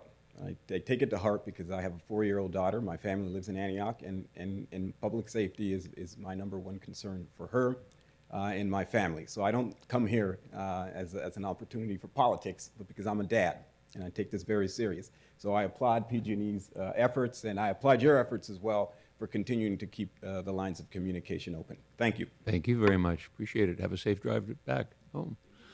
Good afternoon. Good afternoon. Welcome, sir. My name is Solomon So, and I'm also from the A. Philip Randolph Institute, a nonprofit in San Francisco. I'm also a resident of the San Mateo, the county of San Mateo, and I had the opportunity to participate in the Hunters Point program, as previously mentioned by Mr. Bryant. One of the program's goals was to engage and inform local residents and youth, many of whom are low-income populations impacted by the Hunters Point power plant. PG&E has been a long-term supporter of this program and has provided community resources for outreach efforts, emergency hotline services, resident engagement committees, and youth internship opportunities. In addition, PG&E has established supplier diversity goals and partnerships with community organizations like ours to better engage and inform local San Francisco communities and residents. I hope that PG&E can use this same communications model to more effectively keep the County of San Mateo residents informed and develop working relationships and open communications between the public and PG&E. Thank you for your time. Thank you. Welcome, sir. Good morning, Senator Hill. My name is Mike Makich, and I'm the representative for the plumbers and pipe fitters of Local 342. We represent over 3,200 members, and we conduct all the welding, hydrostatic testing, valve replacement, and pipeline replacement for PG&E. Our men and women are on the field every day working to improve the safeguard and ensure the integrity of the gas delivery system for the customers for PG&E. Our members are highly skilled, and they're motivated to make sure that the work that they do is nothing less than perfect, because they know the public relies on them to keep their homes warm, their stoves cooking, and most importantly, to keep the community safe. our members are PG&E. Any suggestion that we would perform substandard work, cut corners, delay unnecessary repairs, hide information, or ignore safety concerns is simply wrong and insulting. If PG&E can improve the flow of information to the cities about the state of ongoing repairs and testing, then we certainly would support that. Our members hope that this would be done in the spirit of cooperation to be used in a constructive way. Unfortunately, recent actions by the San Carlos officials were, in our opinion, an overreaction that caused unnecessary fears and suspicion, which is regrettable and unproductive. I want to thank you, Mr. Hill, for this hearing, and we sincerely hope the common sense ideas results from this hearing. Thank you. Thank you. Ms. Morales, good afternoon. Hi, good afternoon. First, I wanted to really express my gratitude to you, Jerry Hill, and your associates there for putting on this discussion. I really wanted to thank Jim and Connie and Terry and the mayor of San Carlos for giving very vital information in this hearing. And I really want to thank their commitment for trying to resolve an issue that really hasn't been the forefront of concern for a very long time. In addition to that, I really wanted to also thank the two representatives from PG&E who showed passionate commitment to us to change what PG&E is doing. I especially wanted to thank Brian for talking. He's the director of CPUC. I really commend him for his admiration and his sensitivity in communicating his focus for California Public Utility. I only wish his president would show that level of communication. Lastly, I wanted to introduce myself because my name is Renee Morales, and I'm the mother of Jessica Morales. And although I've said that many times, it's hard every time to say that she was a victim of the San Bruno explosion, and she didn't have to die in that explosion. There were several things that PG&E could have done to avoid this. Taking in consideration now all of the things that we've learned, I'm glad to see their commitment now to try to change those things. I would emphasize that we do have a separate entity to oversee California Public Utility, work with them, work with PG&E, somebody who was separate and independent, not related to change this industry so that this can't ever happen again. Once again, I appreciate all of your commitment. Thank you. Thank you, Ms. Morales. Good afternoon. Good afternoon. My name is Stephanie Kramer, and I'm here on behalf of the utility project. We are a group of mixed electricians and private individuals, among whom there are businessmen and retired and active public officials from the Northwest and East Bay Area. And I'm here to say that we have been closely observing the operation of the electrical side of the grid for almost 20 years. And the conclusion that we have drawn is that the system is broken. If there is ever going to be a restoration of public safety as a priority, we are going to have to force fundamental changes in the internal structure of PG&E and the CPUC. To address the quality of communication, one has to assume that the information that's changing hands is open, honest, and complete. As residents and taxpayers, our direct experience with PG&E is that, historically, information, when it is available at all, is incomplete, inaccurate, and has been redacted to the point of uselessness. Our recommendation would be the creation of an independent advisory committee to make available information to the public and through their local governments to residents. As an electrician of almost 35 years myself, I would like to say I appreciate that the language I speak as a technocrat is not easily available to public citizens. We would recommend that you create a two-part independent panel consisting equally of gas and electric sides, that both sides of the house include field people. On the electrical side, that would be linemen and electrical high voltage engineers. On the gas side, that would include high pressure gas engineers and high pressure plumbers and pipe fitters to make information available to you that's comprehensible to you and through you to local governments. Our best understanding is that the information must be available to the public independent of PG&E, not subject to their overwhelming political power and financial standing, and that it needs to be available quickly. Only then can our residents have full faith and confidence that the information that's being presented to their governments and the CPUC is both accurate and complete. Thank you. My name is Gloria Maldonado. I live a mile from the pipeline here. I want to thank you for bringing this hearing to the public. I wasn't going to speak because the history I have with PG&E and their workers has been so great. Those workers in the trenches have been the ones to come to my house and do for me whatever was needed. And I know that they are looking after my safety. However, after hearing a parade of people telling about the political benefits of PG&E, I want to echo the statement of the last speaker, that we need people to give us the correct information, not information that has been passed around through handshakes at political benefits or social benefits, because they are receiving contributions from PG&E.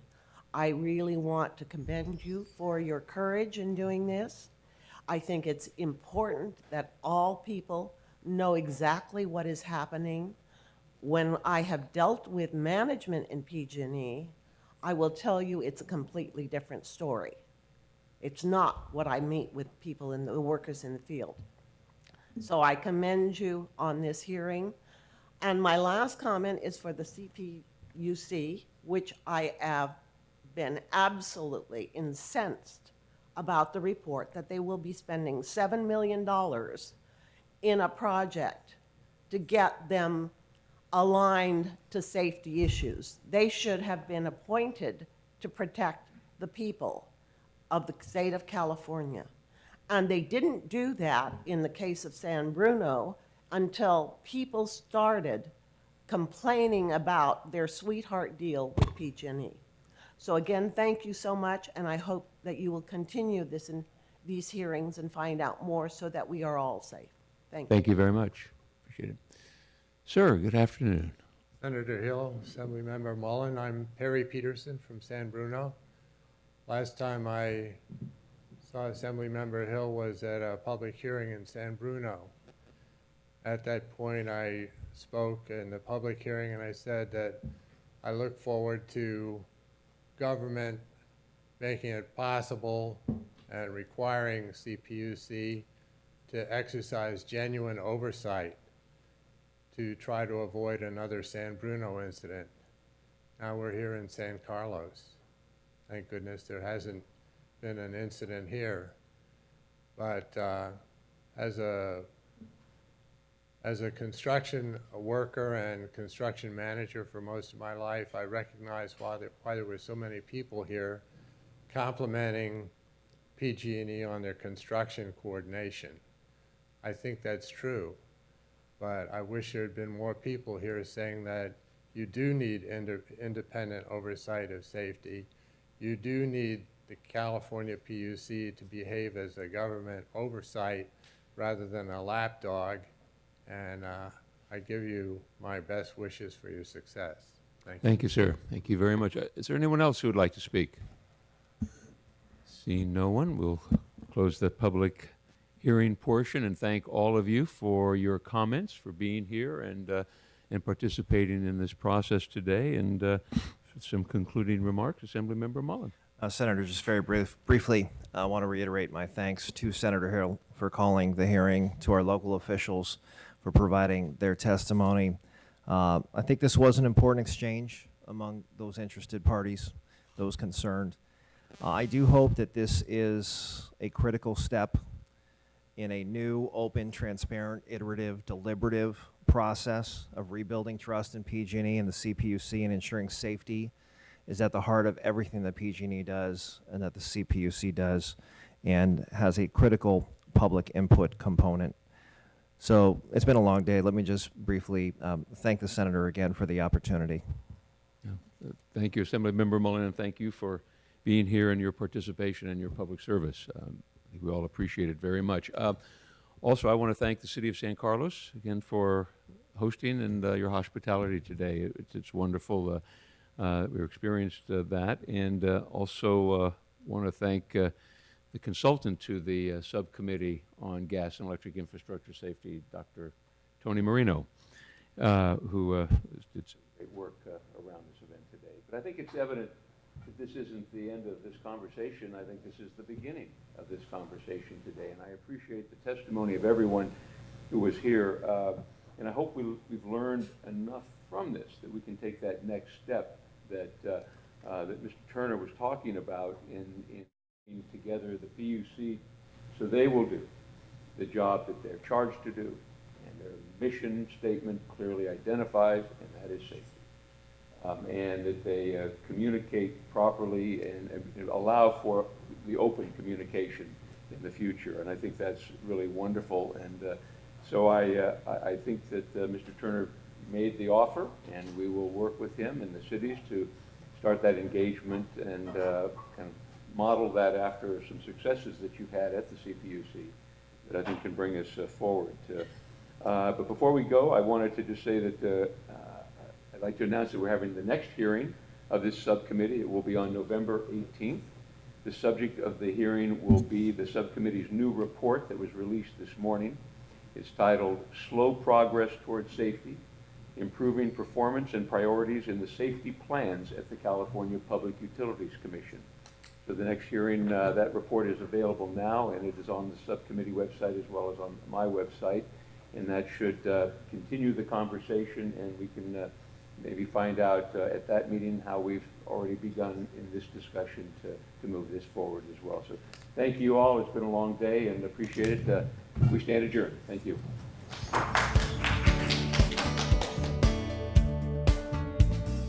This is the California State Senate.